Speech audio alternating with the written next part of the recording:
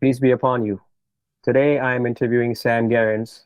For those who don't know him, Brother Gerrans is the author of the monumental translation of the Quran, A Complete Revelation, in which he demonstrates that the Quran as a scripture, which can and should be understood on the basis of its own contents, a position which the main schools of Islam implicitly reject.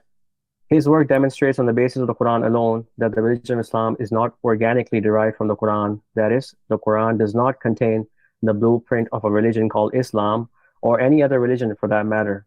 One of the most remarkable aspects of his presentation of the Quran is his identification of a single protocol for the overthrow of certain tyrannies of the past and its application in the context of the one we are currently living under. This is detailed in his book, The God Protocol. He has authored a further book, The Mysterious Letters of the Quran, A Complete Solution, in which he provides a solution to the enigmatic muqattat, or mysterious letters, that are found at the beginning of a number of chapters of the Quran. We have a lot of ground to cover, so let's begin in the name of God. Peace, brother. Peace be upon you, brother, and welcome. Thank you.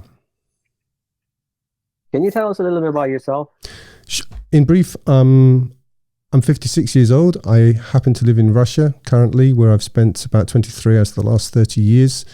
I grew up in England, in rural England, in a place called Suffolk, which is, if you look at England and think of it as looking somewhat like a pregnant woman, then it's where the pregnancy is. It's part of the pregnant stomach part of England. I'm married. I have a degree in Russian language and literature, and I come from quite a large family, and I've lived abroad, as I say, I should think about half of my adult life. So in summary, I suppose those are the sort of key facts. I mean, in terms of work life, I have backgrounds in languages, also in public relations, which for my sins I worked in for a couple of years, and in media. So those are the bare bones of my resume. Okay. So I had a kind of follow-up question to what you mentioned about, your personal life. I'm just curious, what was your religious life like? Like, what did you, as far as your faith, like, what were you believing, or you grew up in that environment before you came to the Quran? Well, I think that I don't really accept the common understanding of what a religion is. I mean, the common understanding of what a religion is that you have these religions, as it were, Islam or Judaism or Christianity or whatever it is. And then you have, sort of the big world, as it were. It seems to me that pretty much everyone believes the same religion. And this, I suppose, if you want to call it something, is solipsistic materialism is what people actually believe, because what you believe is what you do. What people claim is another thing. So what I grew up in is I was aware growing up that I was in England of the 1970s, in a civilization that was essentially collapsing, and it was quite clear that things were turning to detritus very, very quickly, and you could see. I was fortunate enough to catch the last embers of what I would call decent English British society before it was sort of turned into this nothing mush, which is mainly what it is. I'm not saying there aren't decent people there still are, surprisingly, but I was aware of that. And so what I saw, just through various experiences, is I saw around me that happening. And so for me, religion, if you want to call it that, I suppose looking for actual ultimate purpose was some kind of bulwark against what I saw, which was a society which appeared to want to commit suicide to some extent, and which, I mean, we can get into it later if you want, but over the last 10, 15 years, quite clearly he's committing suicide. There's no question about it. I mean, it's the only explanation which makes any sense. So I suppose I'm one of the primary driver of any human being, ultimately survival. And so I had absolutely no confidence in what I mean, governments or any of the sort of authority figures I saw around me growing up. It was quite clear to me by the time I was about 13 that they didn't know what they were doing. They didn't. It wasn't that they did and I didn't understand. They just don't know. That's the answer. So I had to find out for myself. I think that's the way I would present that, rather than it being, I was brought up in Christianity. I mean, culturally, I was. Culturally, I'm Church of England, and very glad to be so. I love British churches and so on, and you know, listening to various hymns. You know, it stirs the blood and all of that, and you know, goes back to I suppose ultimately my Celtic Anglo-Saxon roots, or whatever it is. But is it doctrinally correct? Quite clearly, for me, it's not.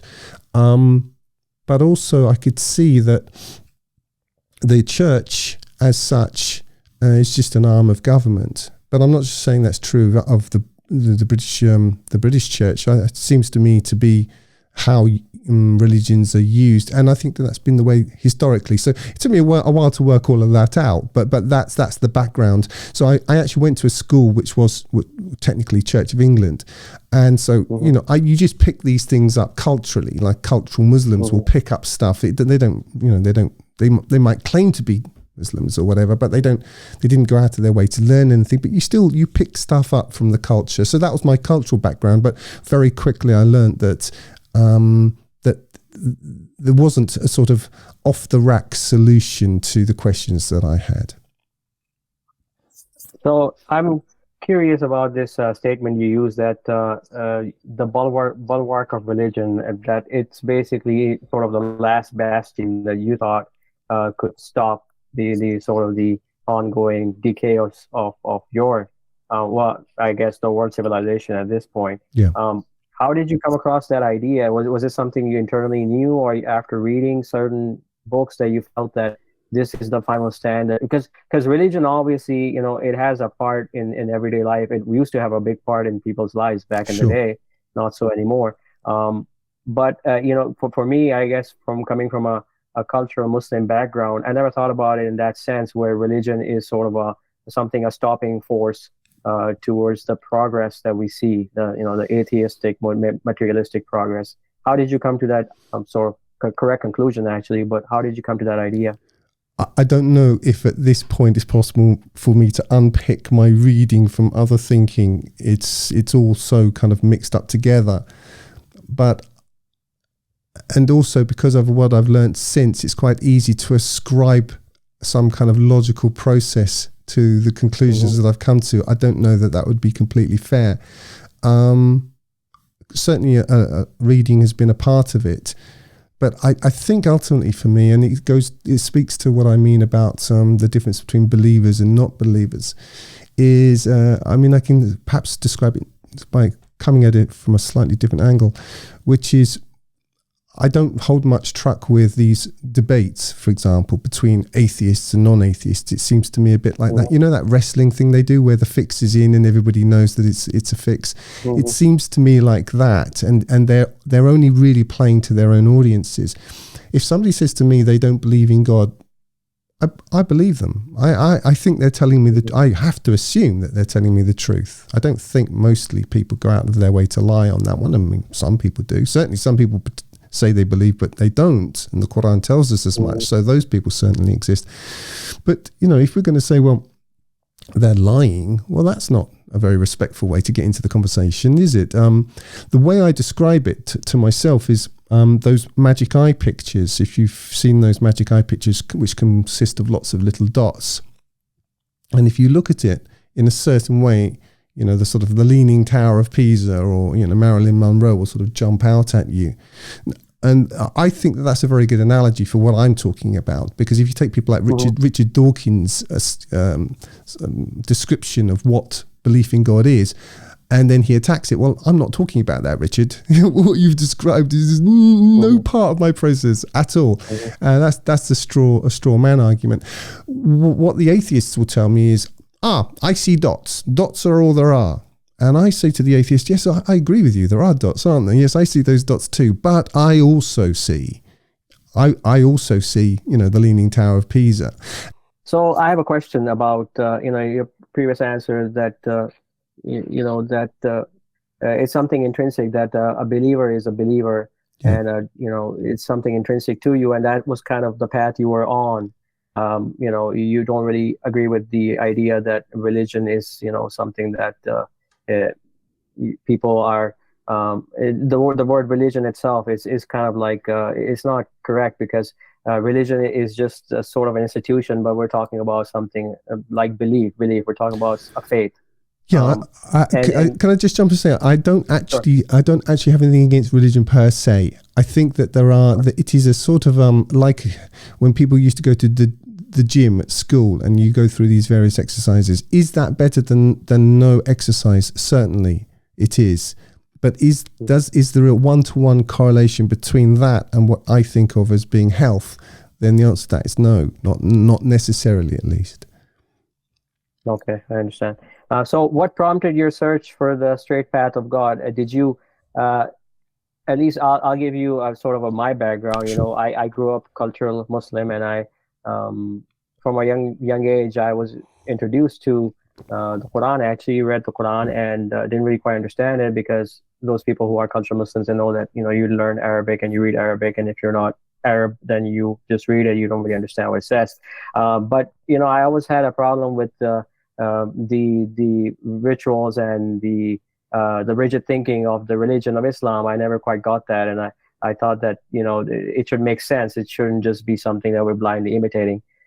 So that was my search for the truth. I was trying to find if this is what I've been taught is correct or not, and that led me to reading the Quran and accepting that this is God's book, not because I was taught that, but because it's something that cannot be created or written down by a man. That Sure. was how I came to it. So how did that go for you? Well, I mean, for me, obviously coming from culturally a Church of England background, the scriptures are the King James Bible. I mean, I'm going back to the 1970s. I'm sure it's the Passion edition or something gushy and insane now. But back in relative sanity, that was the case. So I went sort of church shopping and stuff, and it seemed to me a different version of what I was seeing outside in the big religion, the big cult. Mhm. But it was infused with a certain amount of, I suppose, longing for the past and things were better in yesteryear and all of that sort of thing. And also what I saw was the biggest sort of society. If people took their faith too far, they started calling them cults. And this made me very interested in cults, and I sort of remain interested in cults to this day. And what I've seen and have been, I've been justified, I have to say, is that the larger society is the real cult. I mean, it's the main cult. I mean, we have liberals, frothing at the mouth, supporting Nazis in Ukraine. I mean, there is no delusion that you can't convince these people of. None, absolutely none. And so that's really where I was with religion. Kind of going back a bit, is that I think essentially religions are not intrinsically bad. That's not my position. I think that most people really, and this isn't, I'm not being nasty, it's just that my observation is that they're weak-minded sheep. That's just what I see. If I look at the society that I've come from, which was supposed to be a sort of liberal democracy, they're now out of their minds. I mean, literally out of. This isn't name calling. They've lost the plot beyond comparison. I mean, and what I think is that those people would have been under Mao Zedong China. They would have been dyed-in-the-wool, red communists. Under Stalinist Russia, they would have been, prodding people into the gulags. Under Nazi Germany, they would have been standing at the street, hailing Hitler as he went past in his open-top Mercedes-Benz, because they are followers. And I've seen it. Because things are speeding up. Maybe normally they would have taken a long time. I saw those processes. I've seen people that I know and love have their positions completely moved. And they even use different words. Like every time I go home, it used to be called, in England, it's called the rubbish. In America, the trash. Well, now they call it the recycling. I mean, that's just one very small example. But you go back then, you see they've had all these new downloads, and they use different language, and there's nothing you can't teach these people. And especially now, where the kind of the weapons of propaganda are so powerful. So in a way, I mean, going back to somebody we've discussed before, our good friend René Guénon, You know, I mean, his attachment to tradition would be, you know, it's in a lot of ways it is justified. But to go to religion per se, it's the idea is that there is the main society, and then you've got these religions as little islands you can just choose to sort of become a marooned upon while you live in the big society. But in the past, in medieval times, whether it was in what was called Christendom or under the Islamic civilization or whatever, the religion was life. It was just life. And what I say is that we still have a religion which is just life, and it's this insanity. It's a materialism and a kind of utilitarianism, which Jacques Ellul describes so well in his book on propaganda. That's what there is. So the choice, it's a false choice in my view. You've got this false main religion on the one hand, being this kind of materialistic. Basically, there is everywhere in the world believes the same things. They basically believe that they're born to be happy. They believe that history is unfolding in never-ending progress. These are things which are baked into the cake of things like transhumanism and all the rest of it. And YOLO, it sort of gets down to that level at some point. Whereas, to get back to your question, what I found is that it seems to me that all of this is essentially nonsense. They're different types of compromise with truth. And I think that people go shopping for it. They basically think, I want an off-the-rack opinion. This is going to be my opinion. This is what I'm going to believe. I think I would almost go back to somebody like Thoreau. Thoreau, in his book Walden, said, I went to the woods because I wanted to live deliberately, to suck the marrow out of life. And he goes on to say that he wanted to know it to be true. If it was true, he would believe it. But if it weren't true, he would know it not to be true. And so that was really my position. So for me, if God be not true, this isn't a crutch for me.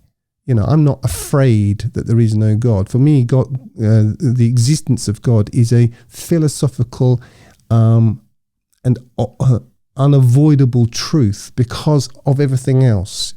So I'm not really, it's not that I'm against religions per se, to get to your question. It's not necessarily that that's the case. It's just that I don't really consider them competent experts in the questions that I have because they're so compromised apart from anything else. And this is certainly true in the West. Anyway, I'm sorry, that was a long kind of answer, but you know, I did engage with Christianity, and I'm glad that I did, because I'm not saying all Christianity is wrong or nonsense, or that it's completely not acceptable. That's not my position. But I saw a lot of people who seemed to think that God required them to delude themselves, that was the price, that they were doing him a favor by pretending that something which quite evidently is not true is true. And I'm not talking about setting up science as the arbiter over religion. I'm not talking about that. I'm talking about textual inconsistencies. I'm talking about the apostle, so-called Paul, who's arguing for most of the New Testament against Jesus. And this isn't a conspiracy theory. This is known. This is what people who engage in high apologetics of Christianity, they know this. It's only the rank and file who don't know this. But I could see this. So, on a sort of doctrinal basis, if we're going to get into the weeds of the sort of the words of it, from my own culture and what my own culture could present me with, it was unable to answer a very simple question. And that simple question is to do with faith and works. So the whole point of Christianity, if we're going to get into the sort of doctrinal aspect of it, the argument of Christianity is that Jesus somehow absolves you of everything if you assent to some historical facts about him. So if you accept, yes, that Jesus was born of a virgin and died and was raised the third day, and that somehow is a propitiation for anything you may have done in the past, and it's a bit vague on the details, but may do in the future depending on certain other things. Okay, all right, but that's that's then that means that you can go ahead and do whatever you want. I mean, that is the ultimate, gotcha on this one. And so what I realized is that what they have is, but they say, no, you should be so grateful. You should be so grateful that Jesus did this amazing thing for you, even though you weren't born then, and you didn't ask him to do it, and you didn't witness it. And actually, we don't have any real proof that it happened, except for very contradictory accounts that this thing happened. But this amazing thing is, the thing. And then you read the New Testament and you look at Paul, and Paul's kind of trying to glue Jesus to the Old Testament. But when you actually, if you just do this one thing, if you're from a Christian background and you read Paul and just look actually in the Old Testament, don't just take his quotes. Go in the Old Testament and read his quotes in context. You'll find he misquotes the Old Testament all over the place. So in short, what you have is a man who himself says he is a prophet sent to the house of Israel. Jesus actually says this in the Gospels, but who says some other things which sound very Gnostic to me, but then are interpreted by Christians to mean that he's actually saying that he's the Son of God. The Son of God in John. He's the Son of God. Well, he doesn't mention it in Matthew, Mark, or Luke. Well, that's a big miss, if you ask me. I mean, it's not like he says you should put your left sandal on before your right sandal. No, being the Son of God, if what we mean by that is what Christians mean by that, to omit that piece of information, I think is malfeasance. I mean, you should mention it. In fact, it should be one of the first things that you say. That should be, "Hi, I'm Jesus, Son of God, here's my business card." Okay, we got it. Now we've established who we're talking to. So anyway, I mean, I don't want to kind of mock it, but you end up with this rather convoluted, let's put it that way, situation. And whilst reading the Bible, I'm certain there is scripture in the Bible. There's no question about it. It seems to me to be what it actually is. I mean, a part of our problem, I think, in short, is that it's all in between two covers. If it was different scriptures on different scrolls, we would have a different engagement with this library of stuff. But because we buy it, and we buy it neatly sliced between two pieces of, high quality leather, if you're fortunate enough to be able to afford one, it seems as though God sort of published this book and down it came from the heavens. But that isn't what happened. I mean, even Christians don't pretend that that's what happened. But in fact, they do kind of pretend that that's what happened ultimately. That ultimately, that's what God was doing. He was ultimately writing this one book, the King James Bible. And now he got the King James Bible. That's it. Now everything goes out the world. So anyway, that's a bit of a long answer. But what I came to a point of frustration with it. Because it seemed, and this is something that you and I have talked off air about, which is a constant. It is a constant, especially in the West, is the price of admission is complete capitulation. That's how it works with these people. They do it with Russia. They do it with everything. They do it when they're talking about, inclusion, identity, and all the rest of it. The price of debating with them, the price of the conversation is for you to accede to all of their assertions going in before any negotiation happens. And this is kind of what it is with Christianity. And you find yourself, or my experience of it, and you kind of find yourself, the price of either you accept something which is not acceptable, or you're not a believer. Well, I say that's a false dichotomy. And so that really gets to the heart of what I'm trying to talk about. This isn't me setting up a new religion, or it's not about I just have, these feelings which don't comport with discipline or an order. I'm all in favor of discipline and order. It's that their arguments don't make sense to me, but that doesn't make me an unbeliever. I do believe in God because I'm built that way, going back to other conversations we've had. So that was my experience in it. I'm afraid that's a long answer, but there you go. I mean, you bring up an important point that this sort of this argument that that this is the full stack, if you will, of the articles of faith that you need before we can go further. And that's something, with the religion of Islam as well, that they have this, assumptions that if you actually look in the Quran, you find that they are not present in this foundational scripture that the Muslims claim to be the source of the religion. But you have to accept those before they even consider you a Muslim, which, Sure. That is their understanding of it, which is not true according to Quran. Sure. So, And sorry, and just to jump in there, this is gaslighting. I mean, this is almost the kind of typical definition of gaslighting. We insist that you accept our conclusions before we're willing to talk with you, and they all do it. All of these things do it. The big Matrix cult does it with its green hair and delusion and sexual perversions. Religions do it. They're all doing essentially the same sort of thing. So that's really gets to the heart of what I was trying to say. Is I realize there is no difference between these.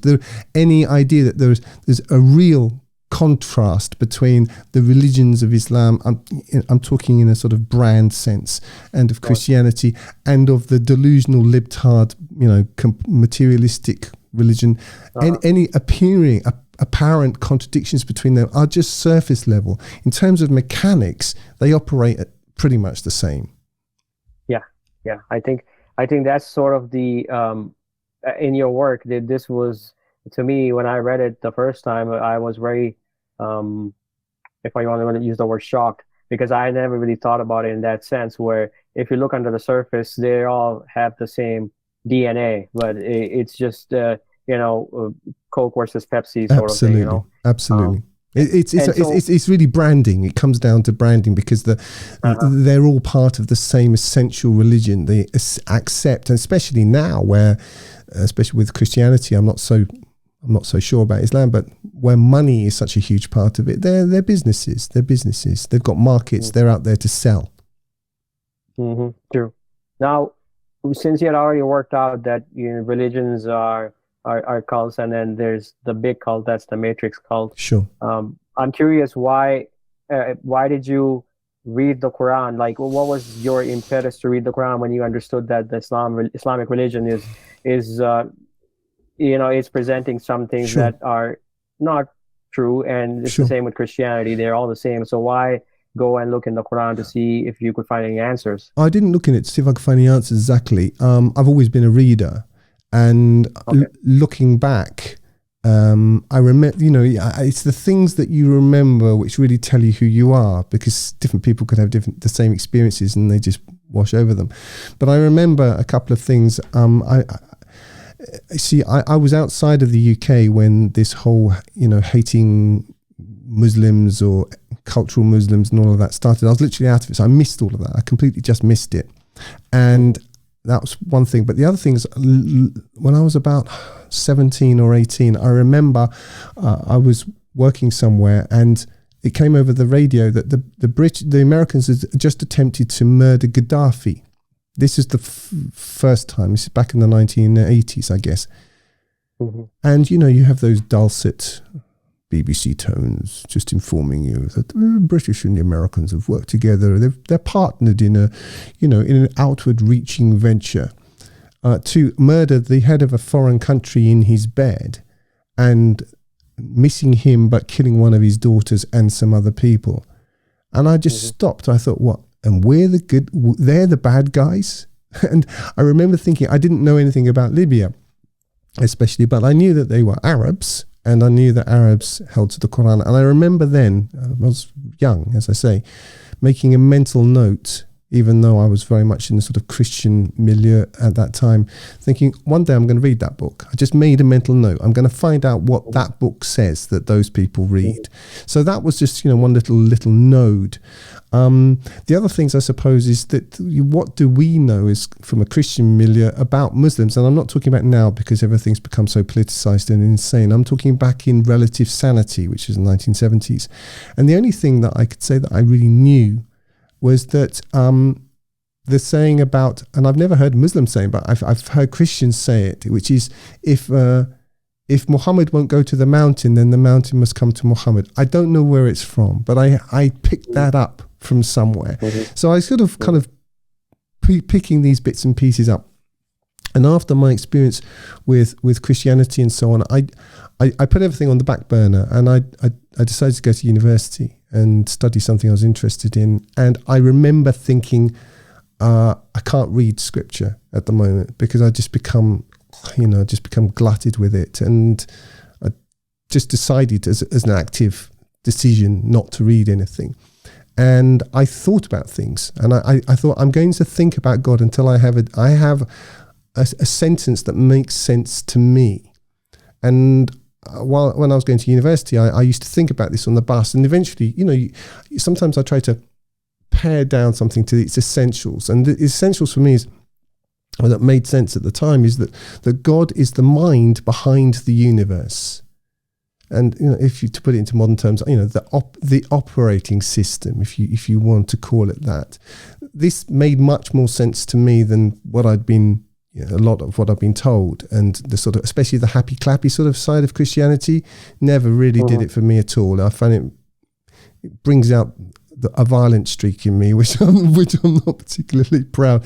Anyway, to answer your question, I was walking down the street in Kilburn, North London one day, and walked past an Islamic bookshop, and I just went in, and I got into a chat with the guy there, and he impressed me, not because of his astounding intellect or anything like that, no, but he impressed me because he didn't try to impress me. I liked that about him. He really apparently couldn't care less. And he didn't like it. I talked about Mohammedans, because that was the term that and that really hit a nerve with him. He didn't like it. No, we are Muslims. And I thought, okay, I think there's something, this is a sensitive area here. And I can see why, in the light of what I now know. But to be fair to him, I like the fact he didn't try to sort of glad hand me. He didn't try to kind of work me over in the way that, Jehovah's Witnesses might do, or whoever it is. He appeared really not to care, and I thought, good for you. I like that. I'm much happier with that than I am with this sickly sweet saccharine nonsense. Anyway, he gave me a copy of the Qur'an, and I didn't read it. I didn't read it for a couple of years. I knew I couldn't read it. It was Abdul Yusuf Ali's translation, and I left it at one of my sisters in London, went back to Russia, which is kind of where I lived in Russia, went to live in Russia. Anyway, a couple of years later, after I'd kind of worked a lot of these things out, I remember coming across certain questions and thinking, next time I'm in the UK, I'm going to pick that up. And I did. And I read it when I was about 27 or 28. And I can't say that it all made sense, or that there was this, Alhamdulillah, brother, this is what I've been looking for. No, it wasn't like that for me. It wasn't like that. But what it was like for me is I could see certain things, and what I got was an answer to my question about the difference or the relationship of faith to works, and you get it really early on. Page 2 of Al-Baqarah, there you have it. Whoso believes in God and the last day has his reward. And okay, whoso believes in God and the last day and does good works, he has his reward. So it is both. It is both. And I just, that impressed me. That impressed me, and some other things impressed me. For example, to do with marriage. I mean, living in a society which is in collapse, and which demonizes men and steals all their stuff, it was very interesting that something so important to contain women, I've got nothing against women, but they are very devious and intelligent men do not have a difficult time leveraging women to destroy society. I think we can agree on that much. We're living through it right now. So it was interesting to me to see that the Quran contained the hudud Allah, the barriers, the kind of the limits. And it was quite clear to me that this was a book where it wasn't prescriptive in every single case. You must brush your teeth like this, despite what Muslims think. But in fact, the opposite is true, and it says, are you going to ask your prophet in the same way as Moses was asked? What it does is it lays down the banks of a river in which you're expected to make a boat and start sailing. but it doesn't prescribe a step-by-step detail, and that was impressive. And quite clearly that was the case.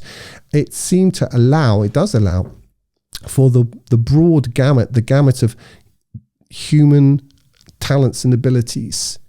And after reading it, I thought, you know what, I'm going to read it again. So I read it immediately through again, slowly, actually out loud. And I could also feel that occasionally you'd be reading, and you get to this bit, and I'm not criticizing Abdul Yusuf Ali here, but it's a fact in any translation. You get to, especially bits which are to do, which are the kind of the Muslim proof texts for their religion.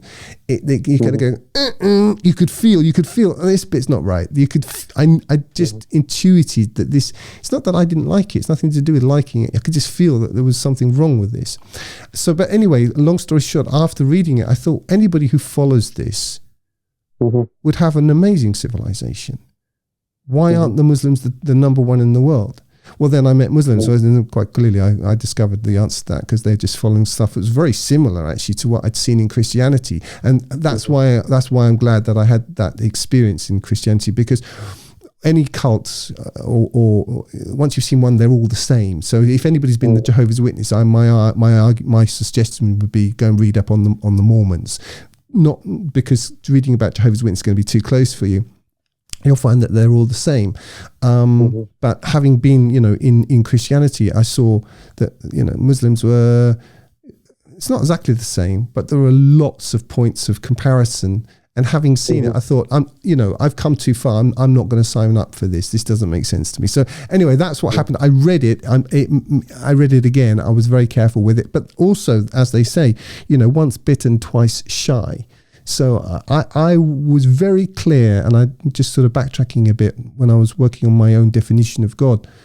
I made a pact with myself, which was because I felt somewhat sheepish and ashamed after being tricked by Christianity, and I made a deal with myself. I am never going to allow anything past the kind of the gates of my own mind that doesn't make sense to me. I'm never going to find myself ever on the wrong side of this line again, and that's that. I've held to that. I can say that I've been true to that. So, in fact, I can't give you chapter and verse, but certainly we find verses in the Qur'an which talk about people who fall away, but actually God can use that. He can guide that. Anyway, that was my experience. So I did read the Qur'an, but I had a lot of questions, and it wasn't, I can't provide some sort of, and the heavens opened and I realized that, Western civilization had been wrong in every single thing that it had always done. No, that wasn't the case. And what it meant was that I then got a quick education in realizing why Islam is in the state it's in. That's what actually happened. But I read the Quran, and then I realized I'd have to do some work for myself. So that's where I ended up with it. But that's the answer. So for me, as a cultural Muslim, when I read the Quran, I think I was in my mid-20s, and I also read Abdullah Yusuf Ali. He's one of the most popular translators, at least he used to be at that time. But what struck me was in the beginning, in chapter 2, it talks about the Jews or the children of Israel. I kind of use the same manner, but obviously there's a difference. But anyway, what it talks about is that they made the claim that the fire will only touch us for a few days. As soon as I read it, this sort of like ding ding went in my head, and I thought, wait a minute, this is what Muslims believe too. And that really kind of I guess sharpened my my spidey sense, if you will, and I started to look into the Quran, with this fresh perspective that it's actually criticizing the people who hold on to it. And for me, that was sort of the aha moment where I just thought I'd grab something that was truly remarkable, because it's actually criticizing the people who lay the claim that they are following it. You would think that that it would confirm what they're doing, but it actually wasn't confirming what they were doing.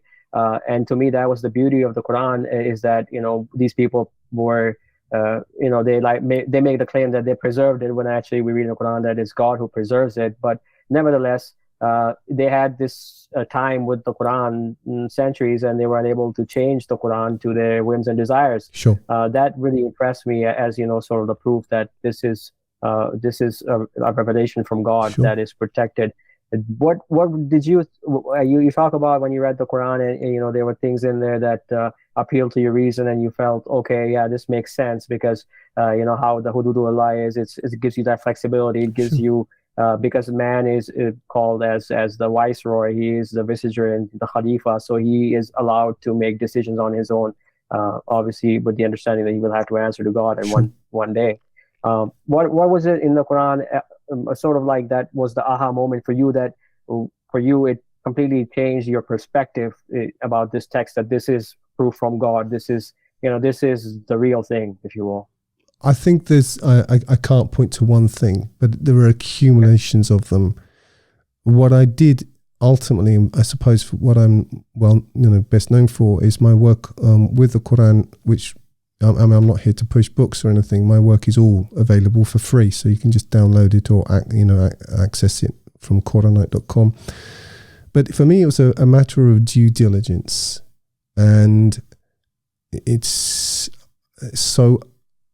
I think that iterative readings, you acquire a kind of a facility for something over a process of acquaintance. So reading the Quran over time it gave me enough to motivate me to do full due diligence on it. So that was really, as a process of that, I now have my answers. I'm not saying that I'm not continuously learning, because I am. I remain a student of this book, but it repays the man who goes to it in the terms that it sort of sets out. And this isn't assuming a religion called Islam of a particular madhab or particular, whatever it is. It's coming to it and applying all of the skills and abilities and experiences that you've got to this book. I found that to be, I feel very privileged, actually, that I've had this, that I found this. So that's part of it. But I can give you some part of my process. I realized that what it really boils down to, and I looked as well at what you might call Quranist sort of stuff. And it really just boiled down to me. There just seemed to me that there wasn't really a methodology. Obviously you'll get the 19ers and people who are obsessed with numbers and stuff. I don't have an issue with it. I don't honestly really understand it. I don't see any point to it. But that's me. I'm not a mathematician. It doesn't do it for me. But where they're right is there has to be a methodology, some sort of way of working with this text.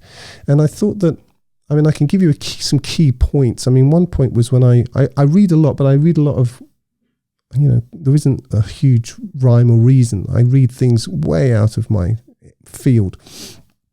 I read a summary of the work of a chap called Bedřich Hrozný, who was where was he from? Czech. He was a Czech linguist who was given the unenviable task of translating the Hittite libraries into European language at the beginning of the 20th century. And the reason why I mention this is because of these what I call sore thumb words in reading the Quran, because I had loads of questions. I had enough to know that this was worth spending the time on, and it has ultimately been my life's work. But I had questions, and what Muslims claimed this book meant was pretty high up my list of questions. So, because essentially it works is, we have these words, salat and zakah and this, that and the other, but yeah, you're right, there's no definition in the Quran, but that's why you need the hadith, but this is why we need to follow some guy who's got a long beard. Okay, fine, that's your answer, that's fine. But to me, it's no different than saying we have to follow, Tony Blair because he says bomb Iraq. There is no difference. There isn't any objective reality to any of it. It's just you're weak, you follow somebody who's strong. Okay, fine. That's how things have been for millennia. But I actually want to know what this book means. And if you don't know, and you can't tell me, then I'm going to find out for myself. Until I get to a point where I realize, you know what, this book isn't from God. In which case, I'm going to the pub because I've got other things to do with my time. Okay, if we get to that point, fine. But if it is from God, then I think I really do owe it, due diligence. So anyway, going back to Hrozny, he was given this task of working out what the entire Hittite library meant. Now, he was a very clever man, and he was a very skilled linguist. And what he realized was, I don't know how he got to this, I just thought it was brilliant. He realized, well, the Hittites are an agrarian society. So whatever word occurs the most often in this huge body of text nobody can read a single word of must mean bread or grain. Okay? I mean... Just like money today. Ah, what a mind. There you are. Yeah, exactly. If you've been in American literature, you'd been dollar or whatever it was. So there you are. And he did that. He must have been fascinating. He spent, I don't know how long, going through this huge library. This is he wasn't able to put it in an Excel spreadsheet like I did. He had to do this by hand. Anyway, he did it, and this presented him with something of a Rosetta Stone that he could then use to apply what he already knew. And now, if you have a mind, you can read, these Hittite libraries in translation. I thought, that's really clever. I'm taking that. And so I took that, and what I realized was in lots of ways, my task is infinitely easier because we know what most of these words mean. And also the Qur'an is a complete data set. And also it claims to be from God. It claims to be perfect. It claims to be susceptible to reason. It claims all these things. Well, let's test those claims. Are they true? If they're not true, let's go to the pub. If they are true, well, that means that we have some other things which we're obliged to do. There is an obligation implicit in this. So that process of what I call pantextual analysis of going through every single, and also because of the way Arabic works, the roots, the mechanics of Arabic. I mean, I often describe it. It means that you're at an advantage in a way that you might not be in the English language, although there are some points of correlation.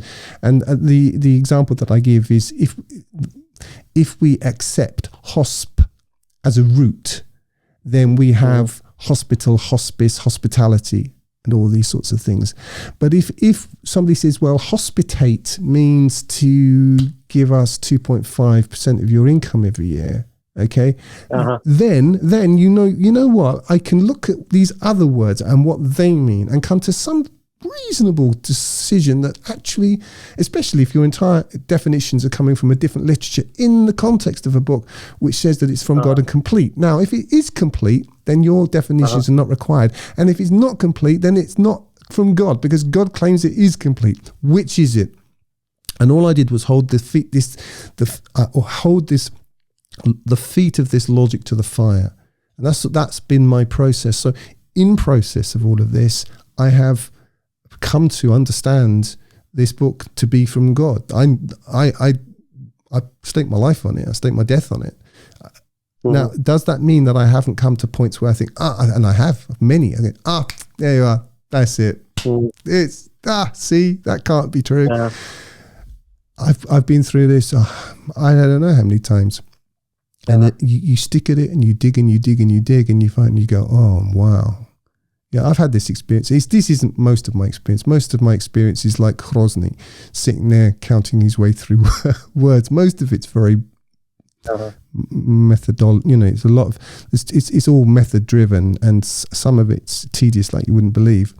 But there are moments, and you get to those moments. I actually, just on a slight tangent, I describe what I do. I think the best description of it is as an archaeologist. I'm basically a textual archaeologist.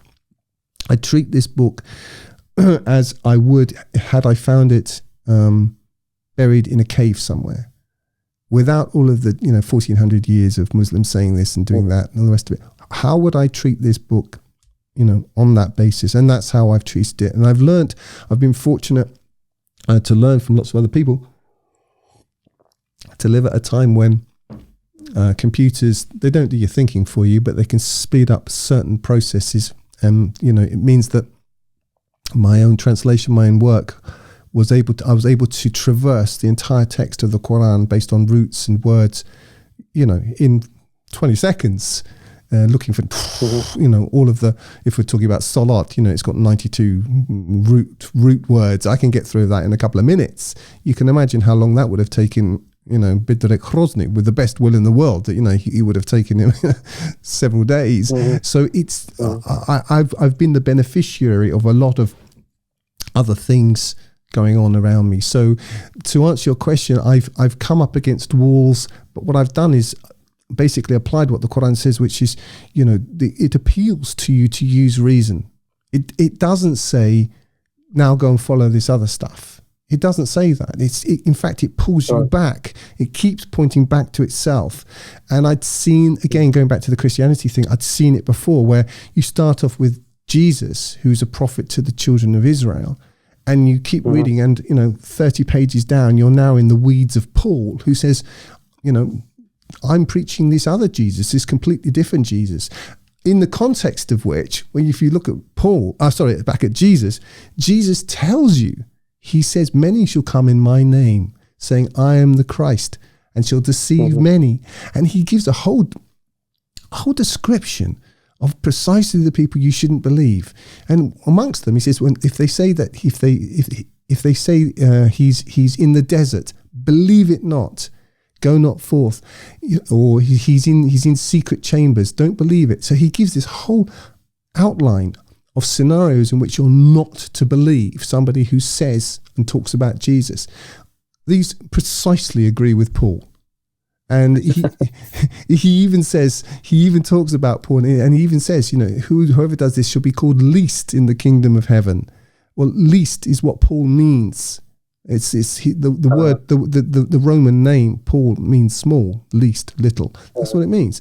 And so he's telling you exactly, don't trust this guy. And yet we have so I'd seen this one. So when I came to the Quran and I saw Muslims doing what seemed to me, it was not exactly the same thing, but the same thing. I've already seen that. And, for me, it was like, okay, human nature, there it goes. But I'm going to stick with this book. So that was sort of my process.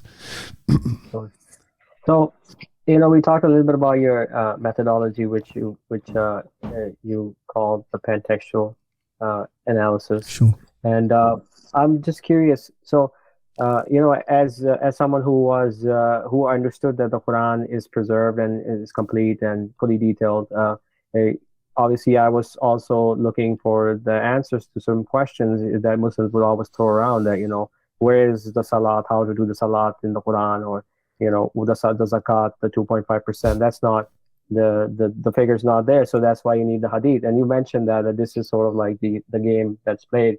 Sure. And so when I looked in, for answers, I guess when I read your work, this was one of the remarkable insights is that you came on the scene and you said, which is correct, that the Muslims have grafted this religion of Islam onto the Quran, and that this was first of all, this was not an accident. They were brilliant minds who were put to the task of diverting the Quran's message, and the Quran's the words have been twisted. Sure. And obviously, as a student of the Quran, we read that the Quran talks about the people to whom the scriptures were sent earlier, how they were twisting the words from their places. They were perverting the meanings as well. So it's kind of the same modus operandi with the Muslims, where they were taking these words and they're twisting them to mean salat, to mean a ritual prayer. When if you look in the Quran, it's like you said, it's a generic. It just means duty. It's an abstract term. It has to be that. It has to be an abstract term. There's no way that it cannot be. And the example I would use is patience. I don't want to get into sort of like Arabic, kind of the weeds of Arabic, but wasta'inu bis-sabr was-salat, and make use of sabr as-sabra. It's got the definite article, okay, because they use this definite article thing, which means something different. They're playing this game of, that Find the Lady. You see these guys on London Bridge, like hiding a P underneath it. This is bait and switch. But anyway, they say you've got one verb, which is taking two objects. One is sabr and one is salat. Now, I have yet to meet a traditionalist, dyed-in-the-wool hadithist kind of Muslim who will say, well, how do you have patience, brother? How do you have patience? Where's the hadith which explains how to have patience? Well, because we all know how to have patience. It depends on what's going on in the environment. It depends if you're running a marathon. Well, then, you keep going. That's having patience, having fortitude. If you're giving birth to a child, well, then it's a different type. We all know this is common sense. It's not possible. It isn't possible for salat to mean what they say, because what they're actually doing is they're making it almost into they're turning it into a noun, like the foxtrot being a type of dance, which has got moves, and we all know what this is. But patience is an abstract noun, like love, like honesty, these sorts of things. And what they're doing is they're trying to merge two different types. These are different linguistic stuff. So we can say absolutely that it cannot be this. They also play rather fast and loose with the idea of prayer, because what do we mean by prayer? But once you get down, and it's all very vague. But once you get down into what we're actually talking about, what they're actually talking about is something which is comparable to the foxtrot. It's a set of moves performed in a very particular way. Now, I don't mind. If people want to do that, fine. I couldn't care less. But, is it this thing? No, it can't be. I think it's a very difficult word, but I think it's much closer to dharma. It's that holds in all cases. And also we know that the God is something that God has. He's, with relation to the Prophet, he fulfills his duty to the Prophet too. So, Sure. and a lot. Yes, absolutely. So, what one finds is that there's a natural correlation between a glove and a hand, which doesn't exist between the same glove and a foot. If something fits, it just fits. But if something doesn't fit, you have to try to squeeze it on, like the ugly sisters in Cinderella. And what you find with I don't mean to be rude. I'm sorry if it comes across that way, but I just, we're talking a lot, and, we don't want to impose upon our listeners, patience too much. I'll just kind of cut to the chase of it all, which is that essentially, we've got the ugly sister sitting there trying to squeeze a glass slipper onto their foot, and it just won't go, and it won't go. And what you find is that what they require, same as with the Christianity thing, is they require you to be very vague about what you're actually talking about. And then it kind of seems to work a little bit. But I ask you, we're talking about your eternal soul here, and I'm not saying that there aren't decent Muslims. I know that there are, because I've met some, so I know that. But when I look at a lot of these mullahs who kind of set themselves up as the arbiters of everything, I would not buy a second-hand car from these men. Okay, I wouldn't. And I'm not going to mention any names, but I would not. But that's me. I have to answer for myself now and on the day of judgment. I am not going to outsource my mind, my soul to these men. Not ever. Now, if, let's say, after having done, 20 years of work and all the rest of it, let's say on the day of judgment, there I am. I was wrong. I should have listened to some guy who has actually no saleable skills in the world whatsoever, and just accepted that these stories which he says are true and are outside of the Qur'an really are the arbiter of this book that says that it's from God and complete. Let's just pretend that that's all true. Well, then I'll take my medicine on that basis on that day. But I'm not, as going back to the kind of the pact I made with myself post Christianity, I am not going to allow myself to be railroaded by these. Even if they were more impressive, I still wouldn't. I still have a duty to myself to do it. And that's really what I'm saying, is that one has a duty to do due diligence. The Quran says, will they not consider the Quran with care? Are there locks on their hearts? And so I have to give an account for myself, and that's what I'm doing. And so the argument, what I found with lots of Muslims or cultural Muslims is, they kind of, what they do is they cite, sort of some nebulous authorities that they don't really know anything about, but they don't know themselves, but these other men do. They're the experts. Well, I look at it, well, what's the result of this expertise? What has this resulted in?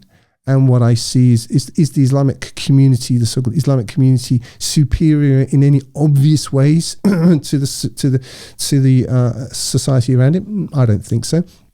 Secondly, what I see is somebody who's, culturally and racially British, is that tons of Muslims have come to my country and they can't wait to embrace everything that my country's got. They can't, they're 5 minutes, they're running around after what our women and this, that, and the other. I don't see that they're morally. What I see is that they like things like polygamy. Oh yes, brother. Well, the Lord, yes. But this guy's got 4 wives living on the British dole, being paid for by the British taxpayer, and this is because he's following the sunnah of the Prophet Muhammad sallallahu alaihi wasallam. It's nonsense. It's just foolishness. Excuse me, but so what I've decided to do is not engage in it. I just understand this book. People will do what they do. People find their own levels, and that's one thing I've learned about life. So I don't know. I'm kind of sort of rambling a bit, but I'm trying to hit these points as they come up. No, that's good, because some of the questions you were answering, because they're kind of related, and so you're hitting some points. Now, I want to talk a little bit about your translation, because there are other translations out there. There's been a lot of work done as far as some good translations. We have Arbery's translation, which is very literal, very good. And I agree. Obviously, you've read Abdullah Yusuf Ali's translation, which is decent. And there's other translations, and there's translators who are working on translating the Quran. I mean, it's not something that's finished. But your key discovery was the pentextual analysis, which you brought to bear on your translation. You also did something interesting where you accepted the Quran's definition of key terms. Sure. So I wanted you to talk a little bit about that, and also other things that you think that were missed by other translators that you were able to pull out from the Quran. Because what you're doing really is you're challenging the religion of Islam, who claims the monopoly rights on the Quran, and that it's being derived from it. Whereas you're saying, look, the Quran as a standalone scripture, no need of any extraneous or outside literature. Yes. And the Quran itself is claiming this. It's not that I'm doing this, but the translation is the proof text for this claim. Yes. If the Quran is not complete and sufficient, then their whole edifice collapses, because the book they claim is their foundational scripture says that it is. It's very simple. It's not complicated. If the Quran is not sufficient to the business of serving God, then the whole religion is false. Could you repeat that or elaborate a little bit for the heart of thinking? Because I think this is an excellent point. Well, it's okay. The Quran is claimed to be the edifice upon which the religion of Islam is built. I would argue that it's not even really, truthfully, the wallpaper of that edifice. What they do is they sing it and they stroke it and they talk about it, but when it comes to actual reality, they don't see that they follow it. Now, this isn't just a matter of my interpretation versus their interpretation. I challenge anybody, if you're interested, to go to your local mosque and talk about the Quran alone. I don't mean as a philosophy. I mean just only using the Quran as a text to argue any points that you might be making. I would be surprised if you last an hour without being physically ejected. If whenever there's a counter argument or a counterpoint made, which comes from anything other than the Quran, if you go back to the Quran and just keep hammering on what it says, you'll find that they will remove you physically from their presence. That should tell you everything that you want to know. And again, this isn't unusual. I'm not picking on Muslims. I saw something quite similar. Try going into a church and sticking to the words of Jesus and not the words of Paul. See how long you last. It won't be very long, I can promise you. So this isn't a fault in Muslims, like particularly. This is a human thing. and the Quran talks to us. It says about this. When the Quran alone is mentioned, then you see the reaction.